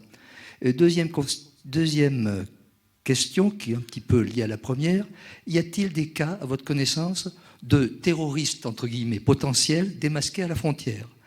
Et la troisième question qui vous concerne un petit peu personnellement, mais pas pour le sujet direct de la conférence, est-ce que c'est confortable actuellement de travailler dans votre université américaine? Merci. Alors, les exilés qui traversent la frontière, comment dire, il y a plusieurs cas de figure. Un certain nombre de personnes savent précisément où elles veulent aller. Soit parce qu'elles ont des contacts familiaux ou autres là où elles souhaitent aller, soit parce que voilà, c'est leur objectif. Il n'est pas sûr qu'elles l'atteindront, mais elles savent précisément. Donc, elles ne savent pas et d'autres personnes sont plus, je dirais, notamment celles qui ont passé beaucoup de temps sur les routes de l'exil, sont beaucoup plus incertaines. Elles ont parfois essayé de s'installer, si elles viennent d'Afghanistan ou d'Iran, en Turquie. Elles ont pu y rester un certain temps. Et puis la situation évoluant en Turquie, elles ont dû quitter la Turquie. Et puis elles ont essayé de s'installer en Grèce. Et puis, donc, chaque fois, c'est un nouveau départ. C'est pour ça que dans notre livre, le sous-titre est l'exil toujours recommencer. Parce que, finalement, quand on est exilé, on n'est jamais certain qu'on va pouvoir rester là où on pense qu'on est arrivé au bout du chemin. Beaucoup ne connaissent pas la frontière, beaucoup ne connaissent pas la géographie. Alors, ils ont des points de repère, évidemment, qui leur sont donnés en Italie. En Italie, il y a également des refuges qui fonctionnent un petit peu de manière similaire, même s'il y a des différences, bien sûr. Et d'ailleurs, il y a des liens entre l'Italie et la France. Par exemple, les vêtements d'hiver, on en a besoin quand on traverse la frontière. Après, quand on a traversé la montagne, on en a un petit peu moins besoin. Les bottes fourrées, etc. Donc, les bottes et les gros manteaux repartent en Italie pour les suivants, et ainsi de suite. En Italie, les personnes leur donnent, et d'ailleurs ils les ont parfois par d'autres exilés, parce qu'il y a aussi une solidarité entre les exilés dont je n'ai pas parlé, des points GPS qui leur permettent de savoir où il faut passer, comment il faut passer.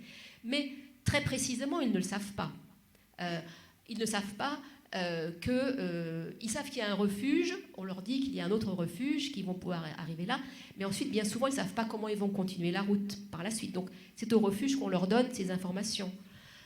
Certaines personnes sont encore plus, je dirais, désorientées que cela, ne savent pas si elles sont encore en Italie, si elles sont déjà en France, parce qu'elles sont passées par la montagne, donc elles ne savent pas du tout, elles n'ont pas vraiment de repères de la géographie. En fait, la plupart du temps, de la France, ils connaissent Paris et la Tour Eiffel. Et d'ailleurs, c'est très drôle, quand bien souvent, après Briançon, un certain nombre d'entre eux vont arriver à Paris pour pouvoir ensuite aller ailleurs. Et la première chose qu'ils veulent faire, c'est de se faire prendre en photo devant la Tour Eiffel. J'ai accompagné moi-même des personnes, quand je prenais le train en même temps qu'eux, par exemple, et ils prenaient leurs photos devant la Tour Eiffel. Donc, ils n'ont pas une idée très précise de la géographie. D'ailleurs, une des choses qu'on essaie de leur donner quand ils arrivent au refuge, c'est de leur donner ces repères. Voilà les villes, et puis qu'il n'y a pas que Paris en France, qu'il y a d'autres endroits où ils peuvent éventuellement essayer d'aller. Donc, ils n'ont pas d'idée très précise. Mais je dirais que c'est leur lot depuis qu'ils sont partis. Et peut-être que c'est un des endroits où ils en ont un peu plus, parce qu'encore une fois, il y a ces liens entre la France et l'Italie. Des cas de terroristes, alors là, j'ai aucune idée, je ne peux pas vous répondre. J'imagine que si vous interrogez la police aux frontières, puisque eux ont les états civils et voire les empreintes digitales, etc., ont peut-être des éléments, mais vraiment, c'est une question à laquelle je ne peux pas répondre. Ce que je peux dire, c'est que les personnes que moi j'ai vues sur les 5 années pendant lesquelles on a travaillé, qu'il s'agisse des hommes, des femmes, des plus jeunes, c'était des personnes, en tout cas celles avec lesquelles j'ai pu discuter, qui m'ont raconté leur histoire, etc., les raisons pour lesquelles elles partaient, les lieux où ils voulaient aller, ce n'était vraiment pas le profil de terroriste. J'ai vu des gens qui ont dû partir d'Iran du jour au lendemain parce qu'ils avaient manifesté et que s'ils étaient restés, ils auraient été emprisonnés, voire tués. Et d'ailleurs, le jour suivant, la police arrivait chez eux et emmenait leur père à leur place. J'ai vu des gens qui ont dû partir parce qu'ils étaient menacés par les talibans. Enfin, voilà, c'est ça que j'ai vu. Je n'ai pas vu de personnes, mais je ne peux pas en dire plus. Les USA, très vite, il se trouve que c'est ma dernière année aux États-Unis et je m'en félicite. Même si j'étais dans une institution absolument exceptionnelle, avec des conditions de travail exceptionnelles et que je regretterais, mais je ne regrette pas de rentrer en France. Merci. Alors, je vais poser juste, je vais profiter du fait que je suis là pour vous poser une question un peu triviale. Je suis désolé. Est-ce que vous avez eu affaire à un exilé qui, partant du Cameroun ou d'Iran ou de l'Afghanistan, en disant la France a un système de protection sociale formidable, je vais arriver en France, je vais profiter des allocations familiales et je vais vivre tranquille sans travailler. Est-ce que vous avez eu ce genre de... Parce que c'est en relation avec l'appel d'air dont vous avez parlé. Est-ce qu'en partant d'Iran, ils savaient qu'il y avait un refuge à Briançon, qu'ils allaient en profiter pendant quelques jours, etc., etc. Alors ça vient un petit peu en complément de votre question. Non, non et non. C'est-à-dire qu'ils ne savent pas ce qui se passe à Briançon, ils ne connaissent même pas Briançon quand ils partent d'Iran ou de Douala ou de n'importe où ailleurs. Et je dirais chaque étape est une nouvelle aventure pour eux. Et dans certains cas, ils n'ont aucune information, dans d'autres cas, ils en ont un petit peu. Mais en tout état de cause, ils n'ont aucune idée de ce du système de protection sociale ou du système, disons, du welfare français. Aucune idée. Et d'ailleurs, comme je le disais, la plupart d'entre eux ne souhaitent pas rester en France. Donc, ce n'est même pas tellement leur problème. Ce qui les intéresse, en revanche, et ça, ce sont des questions qui reviennent en permanence, et c'est pour ça aussi que la CIMAD organise des permanences régulières au refuge, c'est quels sont mes droits, qu'est-ce que je peux attendre si je reste en France, ou quels sont les pays qui aujourd'hui m'offriraient le plus de chances d'obtenir l'asile. Et malheureusement, la réponse est de plus en plus difficile à donner, puisque, comme vous le savez, l'Europe, encore hier, vient d'adopter 2 textes qui vont encore rendre plus difficile l'obtention du droit d'asile dans les pays européens. Donc, c'est ça la question qui les intéresse. C'est quel sera mon statut ? Où éventuellement ai-je intérêt à aller pour être, in fine, reconnu et pouvoir vivre, rester en sécurité dans un pays ? Peu importe que ce soit, à la limite, la France, l'Allemagne, l'Angleterre, pour un certain nombre, c'est ça.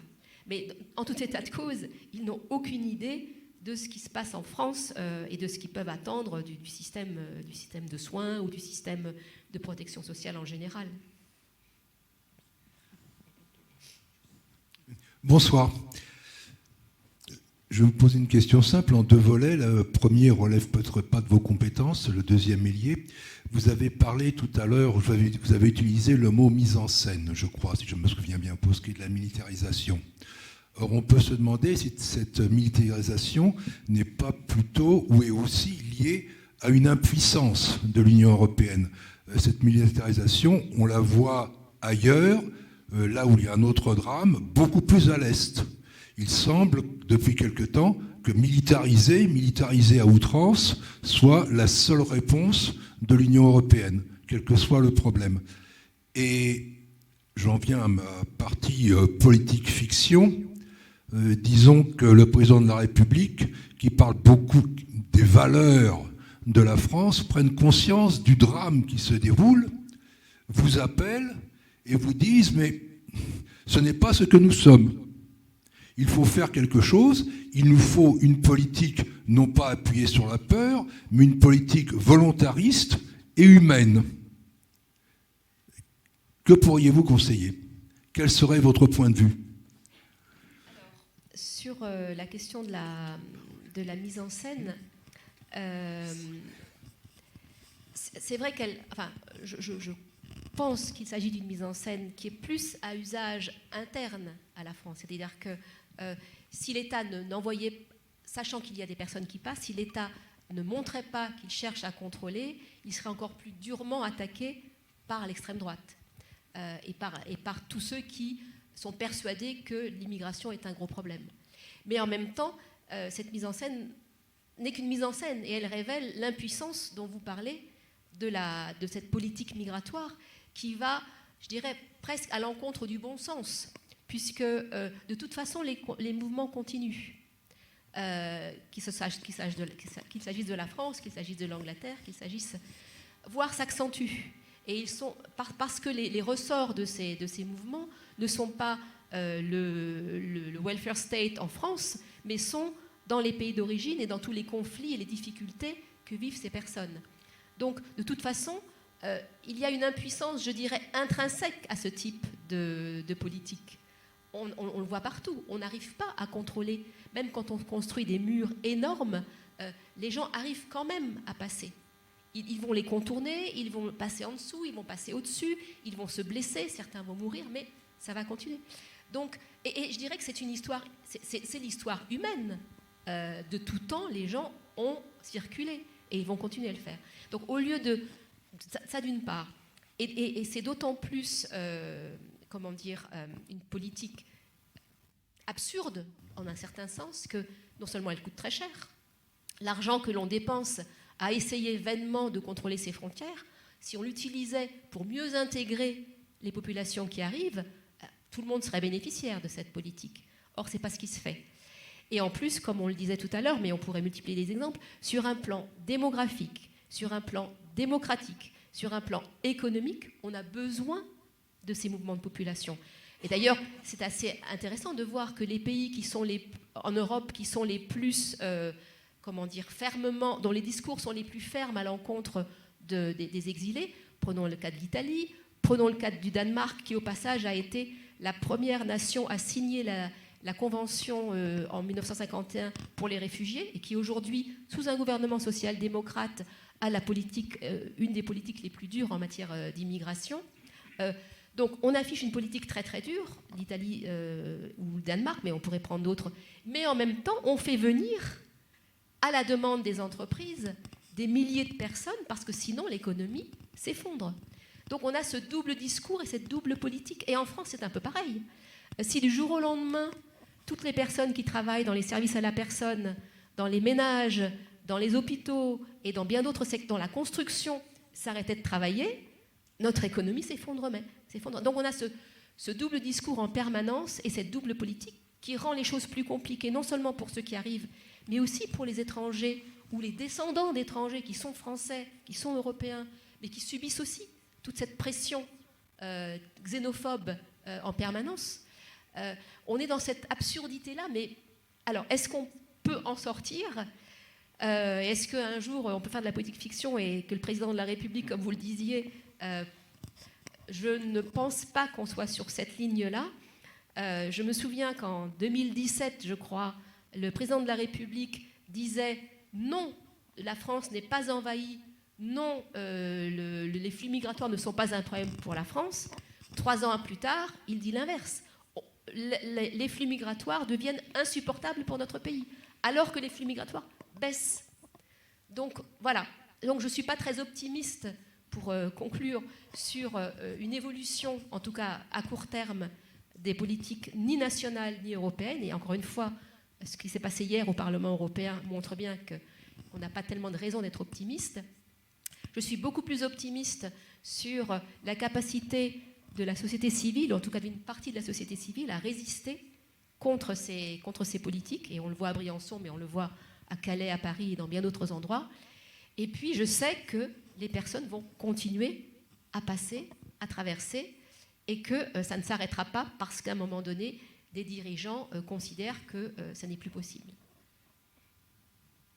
Oui. Bonsoir. Je tiens à vous remercier, chère madame, d'utiliser le terme exilé et non pas migrant, parce que je trouve que ça souligne les droits individuels et le choix quand même, d'entreprendre un tel voyage, non, et toutes ces difficultés, tout ce périple. Et puis je me suis souvent posé la question à quelle classe sociale appartiennent ces gens qui partent, hein. Alors, j'ai lu que souvent c'est de la classe moyenne, mais je voudrais avoir votre avis. Merci. Alors, pour ce qui est de Briançon et des gens qu'on a vu passer, nous, on n'a pas forcément systématiquement posé la question, mais au cours de la discussion ou de l'entretien, les choses sortaient. Et effectivement, ce sont plutôt des... Enfin, on ne peut pas généraliser. Pour ce qui est des personnes qui venaient du Maghreb, celles qui passent à Briançon, en particulier du Maroc, ce sont surtout des jeunes hommes, souvent avec une éducation au minimum fin de lycée, voire supérieure, et qui ne trouvent pas de travail qui correspond à leur capacité, à leur formation. On a rencontré des gens qui avaient des diplômes supérieurs et qui faisaient des travaux de maçonnerie et des choses comme ça. Dans un secteur, et souvent dans le secteur, ce qu'on appelle le secteur informel, c'est-à-dire sans contrat de travail effectif et sans la protection sociale qui va avec un contrat de travail. Donc ça, c'était un des profils qu'on a pu voir. Les gens qui viennent les personnes qui venaient d'Afghanistan et d'Iran, c'était là aussi plutôt des personnes issues de la classe moyenne, certains engagés politiquement, d'autres simplement appartenant à des minorités, comme je le disais, kurdes ou hazaras en Afghanistan, des petits commerçants, des propriétaires de garages qui ont dû tout vendre pour pouvoir partir, Et puis, venant d'Afrique subsaharienne, des profils plus mélangés. Beaucoup des mineurs non accompagnés, donc des gens très jeunes. Vous imaginez un mineur non accompagné qui arrive à Briançon et qui a 17 ans quand il arrive à Briançon, ça veut dire qu'il est parti parfois à 14 ans de chez lui. Donc évidemment, ce sont des jeunes qui n'étaient pas encore entrés dans le marché du travail en tant que tel, ce qui ne voulait pas dire qu'ils ne travaillaient pas, puisque un certain nombre travaillaient notamment quand ils venaient des zones rurales. Donc là, on a affaire à effectivement des profils qui étaient un peu différents, plutôt de zones rurales, et des niveaux, disons, d'éducation, voire des niveaux, des professions qui étaient moins classe moyenne. Mais donc des variations importantes. Mais d'une manière plus générale, pour sortir du cas de Briançon, c'est vrai que ce ne sont souvent pas les plus pauvres qui atteignent l'Europe, parce que pour pouvoir venir jusqu'en Europe, il faut pouvoir payer le voyage. Comme on ne peut pas avoir de visa, comme je le disais, il faut trouver des passeurs qui vous font. Il y a certains endroits certaines frontières qu'on peut franchir comme ça, tout seul. La plupart des frontières, on ne peut pas. Le désert, on ne peut pas le traverser si on n'est pas pris en charge par des véhicules, et ces véhicules sont gérés par des passeurs. La frontière entre l'Iran et l'Afghanistan, par exemple, on ne peut pas la passer tout seul si on n'a pas quelqu'un qui connaît les circuits, comment éviter les militaires qui, là, pour le coup, vous tirent dessus s'ils vous voient. Ce n'est pas juste vous font peur, ils vous tirent dessus. Donc, il faut de l'argent. Et parfois, les familles se cotisent pour pouvoir... mais on a rencontré, comme je le disais, des gens qui ont dû vendre leur terre, leur maison, leur petite entreprise pour pouvoir entreprendre le voyage. Et puis ceux qui n'ont plus d'argent s'arrêtent en cours de route, travaillent et continuent ensuite, après avoir travaillé un certain temps, pour pouvoir... Donc ce ne sont pas les plus pauvres qui arrivent à... La plupart des gens, et notamment donc ceux qui restent, ce sont justement ceux qui ne peuvent pas partir et affronter, disons, le coût d'une... On parle de milliers d'euros. Et pour des gens dont les revenus sur place sont faibles par rapport aux nôtres.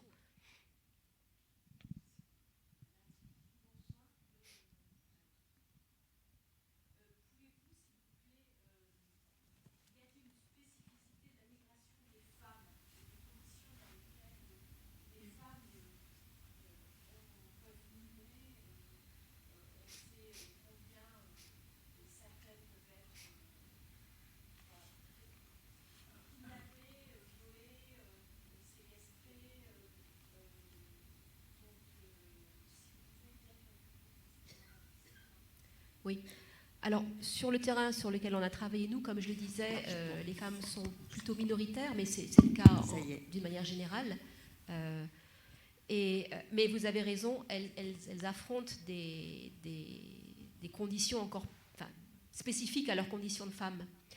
Et la plupart de celles qu'on a pu rencontrer... Alors, ce ne sont pas des sujets qui sont faciles à aborder, et évidemment, ce ne sont pas des sujets sur lesquels on interrogeait les personnes. On était dans un rapport... Il faut s'imaginer aussi que les personnes qui migrent, quand elles arrivent, que ce soit à Lampedusa ou que ce soit en Grèce, elles passent par des tas de camps et d'interrogatoires où on leur demande des tas de choses.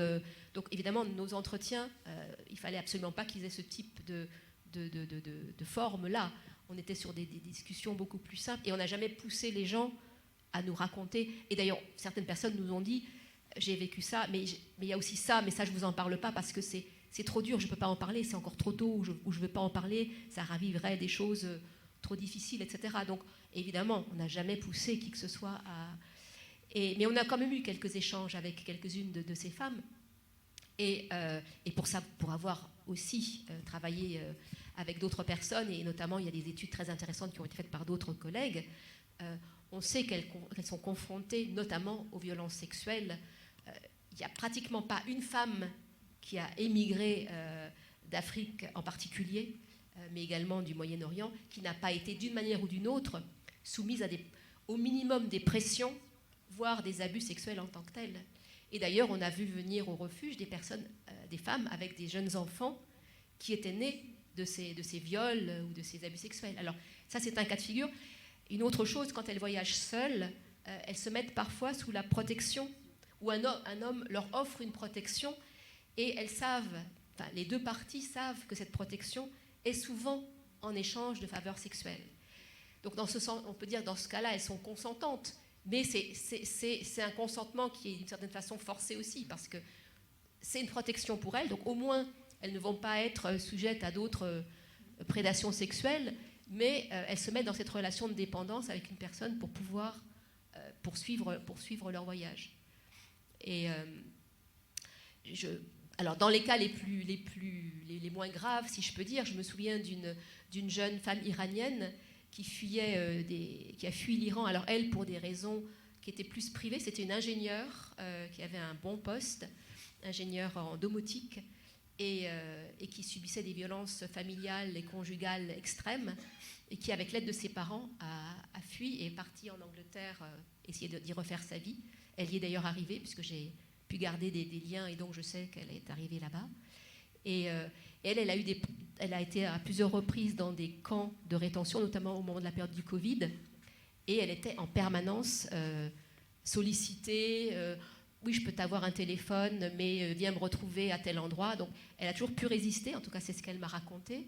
Et elle dit, en plus, je sais crier très fort, donc je ne me serais pas laissée faire. Enfin bon, c'est une jeune femme assez forte. Donc, elle a évité, mais elle a pu aussi l'éviter parce qu'elle était fortement soutenue financièrement par ses parents qui ont pu lui financer, je dirais, les passages les plus sécures, en quelque sorte, pour arriver à son objectif. D'autres ?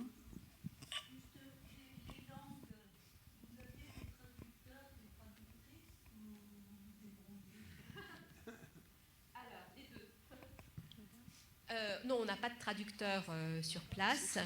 Un certain nombre des bénévoles qui viennent au refuge parlent plusieurs langues.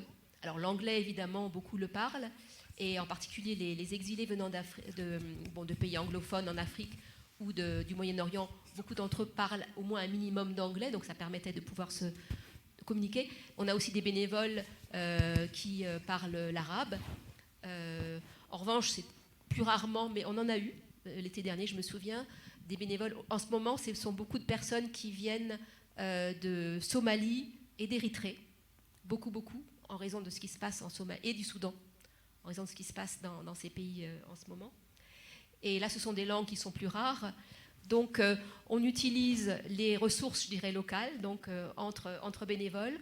On utilise aussi les ressources des exilés, puisqu'on a des exilés, par exemple, qui vont parler arabe et anglais, ou qui vont parler ourdou et anglais, pachtou et anglais. Donc, ça fait des circuits à trois. On demande à ceux qui parlent, est-ce que tu serais d'accord pour faire le traducteur ? Et ils sont toujours d'accord. Donc, on a ce type de choses-là. En désespoir de cause, on a toujours Google Translate, qui nous permet de communiquer plus ou moins bien avec les personnes. On a quelques personnes relais à qui on peut téléphoner, qui sont d'anciens exilés, qui se sont installés à Paris ou ailleurs, qui sont restés en France, quelques-uns dans la région, et dont on a les téléphones et qui nous disent, si tu as besoin de telle heure à telle heure tous les jours, moi je peux faire la traduction par téléphone. Donc voilà, on utilise tous les moyens. Le plus drôle, enfin le plus extraordinaire que j'ai vécu personnellement, ça a été un jeune Marocain qui était sourd-muet, qui parlait le langage des sourds marocains, puisque tous les langages des sourds ne sont pas internationaux, et qui voulait rejoindre son cousin en Espagne, et qui voyageait, sur la dernière partie de son voyage, voyageait avec un jeune Marocain qui parlait anglais et arabe. Et ils sont arrivés ensemble au refuge, et évidemment, en tout cas parmi nous, personne ne parlait le langage des signes, et il se trouve que la belle-sœur d'une des bénévoles travaille dans un institut pour sourds-muets et parle le langage des sourds. Donc on était à 4 autour du téléphone, de 2 téléphones, elle à un bout du téléphone, le frère au Maroc à l'autre téléphone. La personne sourd-muette parlait en langage des signes à la sœur de la bénévole, qui le traduisait en anglais. L'ami de la personne sourde et muette le traduisait en arabe pour le cousin qui était au Maroc. Enfin, voilà. Pour vous dire un petit peu, quelquefois, les acrobaties qu'on a... Bon, ça a été le plus acrobatique que j'ai vécu, mais parfois, c'est vrai, c'est compliqué quand ce sont des langues peu parlées. Et c'est une difficulté supplémentaire à laquelle font face aussi les exilés quand ils doivent circuler, bien entendu. Oui, bonsoir. Merci déjà pour votre... Pardon ? Ouais. Merci pour votre exposé. J'avais 2 petites questions. La première qui touche à l'identification de ces personnes exilées. J'imagine qu'elles n'ont pas toujours leur papier d'identité, qu'elles n'ont pas toujours de documents qui permettent d'attester de leurs origines. Qu'est-ce qui se passe dans ces cas-là? Et aussi, est-ce que vous avez eu des échos ou des témoignages de personnes qui auraient quelque part travesti ou un peu arrangé leur parcours pour avoir plus de chances, pour optimiser leurs chances d'être éventuellement régularisés ou accueillis en France ou ailleurs? Et ma deuxième question, prolonger celle de madame sur la question du genre, mais du genre des personnes accueillantes. Est-ce qu'il y avait un gap ou pas dans cette question du care et de l'accueil des personnes exilées? Merci. Alors, en ce qui concerne l'identité des personnes exilées, au refuge, personne ne demande l'identité. On demande, pour la tenue de statistiques, je dirais simplement d'activité, parce que le refuge rend des rapports d'activité en permanence, les distribue largement, tout est anonymisé évidemment, mais pour savoir l'âge des personnes, d'où elles viennent, etc. Donc, quand les personnes arrivent, on leur demande leur nom et leur prénom et leur nom, d'où ils viennent. Quand ils ne veulent pas le donner, on ne le note pas. Évidemment, on ne leur demande aucun papier justificatif. C'est totalement...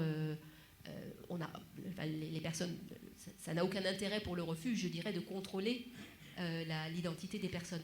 Donc, que les personnes nous donnent leur nom ou que ce ne soit pas leur nom, on n'en sait rien. Et ça n'est pas la question qui se pose, je dirais, au refuge. On sait en revanche que... Alors, certaines personnes ont leurs documents d'identité, et notamment, on les regarde quand il s'agit de mineurs non accompagnés, parce que, en principe, les mineurs non accompagnés sont...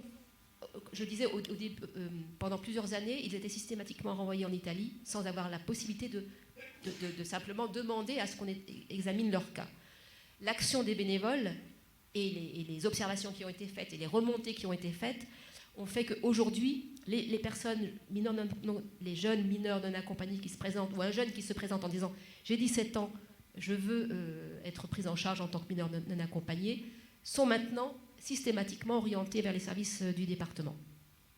Leur galère n'est pas pour autant terminée, puisque au niveau du département des Hautes-Alpes, mais ce n'est pas beaucoup mieux dans beaucoup d'autres départements, on est passé au début, dans les années 2015, à quelque chose comme 50-60% de reconnaissance de minorité à 4% de reconnaissance de minorité, en justifiant le fait que les documents sont faux, que ceci, que cela. Donc, dans ces cas-là, nous, on regarde les documents des jeunes. D'ailleurs, ils nous les donnent spontanément. Et alors, ils les ont soit sur papier, le plus souvent, ils les ont sur leur téléphone. Parce qu'en fait, les documents, ça se perd, tout est sur le cloud. En fait, l'instrument, l'outil, je ne sais pas comment l'appeler, le plus important pour les exilés, c'est leur téléphone. Et c'est le cloud. Parce que le téléphone, ils le perdent, il est cassé, on leur casse. Mais les données importantes, les adresses, les photos de leur famille, ils sont en permanence en communication avec leur famille. D'ailleurs, ils nous font communiquer avec leur famille, leurs parents, leurs femmes, leurs enfants. Enfin, ce sont des échanges qui sont très, très riches et très, très chouettes. Mais donc, l'identité, nous, le refuge ne s'en préoccupe pas. Et encore une fois, les seuls pour lesquels on a de temps en temps ces documents, c'est quand ensuite des bénévoles accompagnent notamment les gens de la CIMAD pour pouvoir déterminer s'ils sont ou pas susceptibles de pouvoir demander l'asile ou la reconnaissance de minorité. À ce moment-là, ils montrent les documents qu'ils ont spontanément.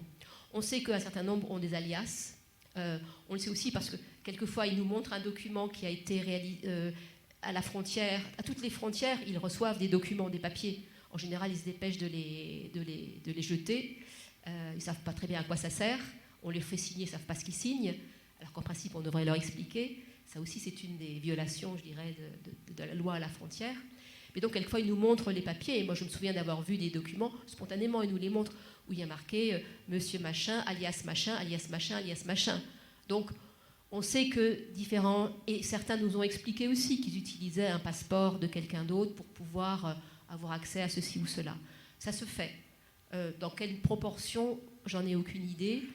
Et encore une fois, ce n'était pas l'objet, je dirais, de notre travail à proprement parler. En ce qui concerne alors, est-ce qu'ils travestissent leur discours? Est-ce qu'ils nous racontent... si vous voulez, aux gens du refuge, ils n'ont rien à attendre des personnes qui sont au refuge. Et d'ailleurs, très vite, les personnes du refuge leur disent, nous, voilà ce qu'on peut vous offrir. C'est l'accueil, c'est les soins, c'est le répit, c'est les loisirs, c'est un accompagnement, c'est une aide parfois même matérielle, financière, pour acheter votre billet, notamment quand ce sont des femmes seules ou des MNA, des mineurs, etc., pour que vous puissiez poursuivre votre voyage de manière sereine. On vous donne des adresses, etc. Mais on ne peut absolument rien faire sur votre statut. Ce n'est pas notre rôle, ce n'est pas notre mission, ce n'est pas nos compétences. Donc ils savent qu'ils n'ont rien à attendre. Du coup, ça donne aussi un échange beaucoup plus libre. Parce que comme il n'y a rien à attendre, ils peuvent vous dire... Et on part du principe que ce qu'on nous raconte, c'est leur vérité à un moment donné. Donc on ne va pas chercher plus loin, je dirais. Le genre des bénévoles, c'est une très bonne question. Il y a une majorité de femmes dans ce qui concerne l'accueil au refuge. Et il y a une majorité d'hommes qui vont en montagne faire les maraudes. C'est très genré, c'est assez classique. Il y a un côté, je dirais, plus viril à aller dans la montagne, faire un peu du chat et la souris avec les forces de l'ordre, etc. D'ailleurs, c'est parfois un peu pesant pour les filles qui le font. J'ai dressé un tableau un peu rose, peut-être, de la solidarité. Il y a des conflits, il y a du machisme, il y a tout ça aussi. Ne nous voilons pas la face. Mais oui, il y a un phénomène un peu de genre. Il y a des garçons qui font... je ne me souviens plus maintenant de la proportion, et puis ça change tout le temps, puisque les bénévoles se renouvellent en permanence. Le conseil d'administration du refuge est mixte, paritaire, quasiment autant d'hommes que de femmes, jeunes hommes que de jeunes femmes. Celui de Tous Migrants, il est aujourd'hui aussi paritaire, et je crois d'ailleurs que ça c'était une volonté des associations. Après, au niveau de la composition des bénévoles en tant que tels, ça fluctue. Mais encore une fois, je pense qu'il y a un peu plus de femmes qui sont engagées dans les activités du CARE dont vous parliez. On va prendre donc les deux dernières questions. Oui, merci. Bonsoir et un grand merci pour la qualité et l'humanité de vos propos. Je voulais vous demander, donc vous parlez essentiellement donc de l'exil pour des raisons économiques et politiques essentiellement, qui doivent être probablement la quasi-totalité des gens que vous avez dû voir une fois ou l'autre. Moi, je voudrais vous demander si, à très courte échéance, je pense qu'il va y avoir un autre type d'exil qui sera les exilés ou plus particulièrement climatiques. Donc je voulais savoir ce que vous pensez de ce que ça va occasionner comme décision politique sur nos pays démocratiques. Est-ce que ça va se durcir? Parce que ceux-là, on ne pourra pas non plus les arrêter. Et à juste titre, il faudra bien leur trouver des solutions aussi. Donc voilà, je voulais avoir votre avis sur ce qui se profile à très court terme, je pense. Alors, je l'ai rapidement évoqué, effectivement, le changement climatique, le dérèglement climatique a déjà des conséquences sur l'exil. Ce sont surtout des exils qui se font en proximité. C'est-à-dire que les personnes vont aller autour du lac Tchad, par exemple. C'est un cas assez emblématique de ce qui se passe avec l'assèchement et des ressources et de l'eau. Ça a obligé, on parle de centaines de milliers de personnes qui ont dû quitter leur village et qui vont aller s'installer dans une région voisine. Et donc il y a des circulations comme ça autour des zones les plus affectées aujourd'hui par le dérèglement climatique, notamment les zones côtières, en Asie du Sud-Est, mais en Afrique. C'est notamment la sécheresse qui s'aggrave dans le Sahel. Donc ce sont surtout des mouvements locaux pour le moment. Dans les personnes qu'on a rencontrées, nous, à Briançon, on n'a pas vu de personnes qui nous ont explicitement dit « je suis partie parce que ma terre a été inondée, parce que... mais ça ne veut pas dire que ça n'existe pas. Et encore une fois, Briançon, c'est un tout petit point sur l'ensemble, je dirais, de la carte des migrations. Mais c'est un phénomène qui va aller en s'amplifiant, vous avez tout à fait raison. Si des mesures ne sont pas prises pour, je dirais, ralentir, parce qu'on ne le saura pas, mais ralentir le dérèglement climatique, ce sont des mouvements qui vont s'accentuer. Le problème, c'est qu'aujourd'hui, et probablement encore pour longtemps, ils se font entre zones qui sont elles-mêmes affectées, zone pauvre à zone pauvre en quelque sorte. Donc on ne sort pas du problème.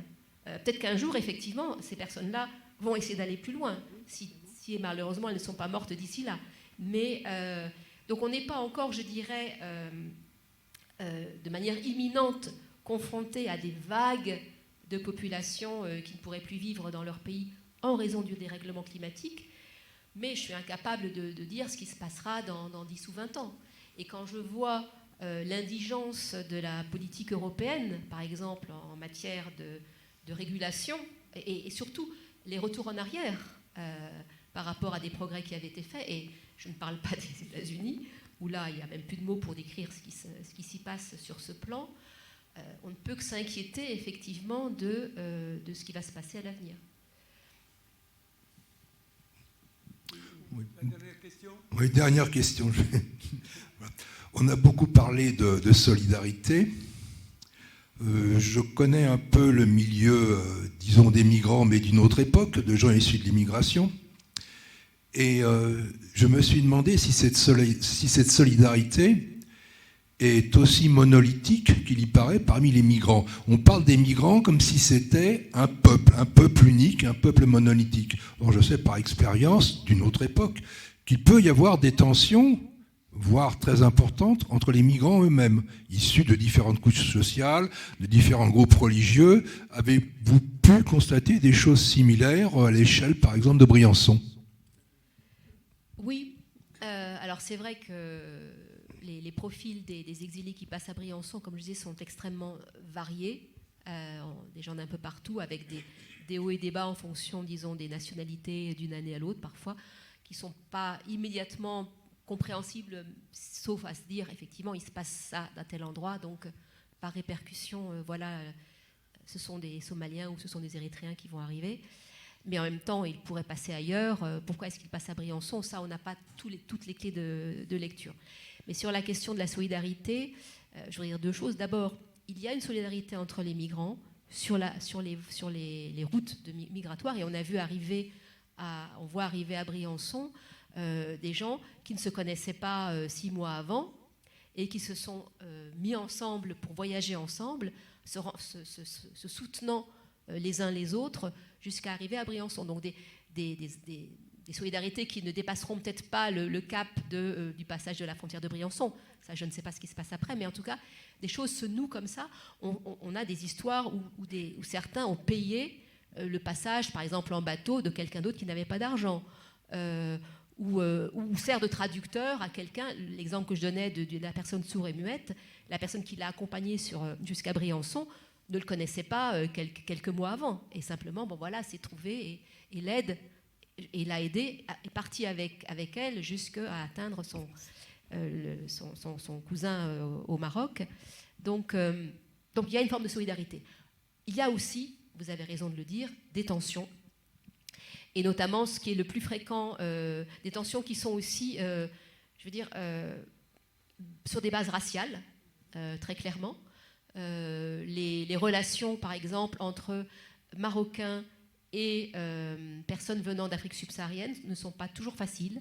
Et il y a parfois des bagarres, enfin des disputes, des bagarres plus ou moins violentes entre les uns et les autres, qui sont aussi des choses que doivent gérer les bénévoles.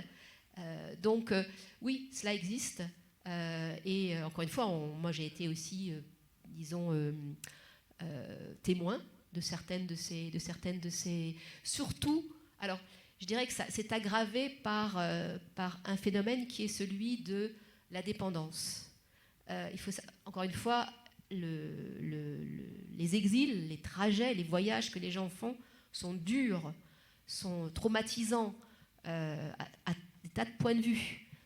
Et un certain nombre, notamment de jeunes hommes, pour supporter tout ça, se mettent à boire ou se mettent à prendre des psychotropes. et en particulier des médicaments qui leur servent en fait de drogue. Évidemment, je ne vais pas retrouver le nom tout de suite, mais il y a en tout cas deux formules, notamment deux médicaments, qui sont assez... Comment ? C'est genre tramadol. Il y en a un autre dont j'ai oublié le nom, qui leur sont donnés de façon assez facile dans les pays de l'Est, et du coup, ils deviennent complètement dépendants, et s'ils ne les ont plus, ça génère des crises d'angoisse et des crises de violence. Et donc, et ce sont notamment... En tout cas, dans les exemples que l'on a vus, ce sont notamment des jeunes Marocains qui étaient sous cette emprise et qui, du coup, n'arrivent plus à se gérer soi-même et du coup, deviennent aussi parfois violents vis-à-vis des autres. Ce sont souvent les personnes qui ont le moins d'idées précises de qu'est-ce que je vais devenir, où est-ce que je vais aller, quel peut être mon avenir. Et il est très difficile... Encore une fois, ce n'est pas au refuge qu'ils vont trouver les solutions. Le refuge, ce qu'il leur offre, c'est un temps un peu de répit, où ils peuvent discuter, où ils peuvent voir éventuellement une psychologue. Il y a également des psychologues qui interviennent bénévolement au refuge, à côté des médecins et des infirmières. Ils peuvent être éventuellement adressés au service psychiatrique de l'hôpital. Mais le suivi ne peut pas être fait là, puisque de toute façon, ils ne veulent pas rester là, et ils vont continuer ailleurs. Donc, ce sont des gens qui... dont l'avenir est quand même assez sombre parce que, encore une fois, la prise en charge est difficile dans la mesure où ils sont en permanence en mouvement. Mais oui, vous avez raison de dire, ça n'est pas un bloc monolithique et ce qui se passe dans la société en général se passe aussi dans les personnes en mouvement. Donc à la fois des actions de solidarité, des conflits, des choses bien, des choses moins bien. Voilà, merci beaucoup pour ce bel échange, en tout cas. Merci beaucoup, Anne-Claire. Voilà.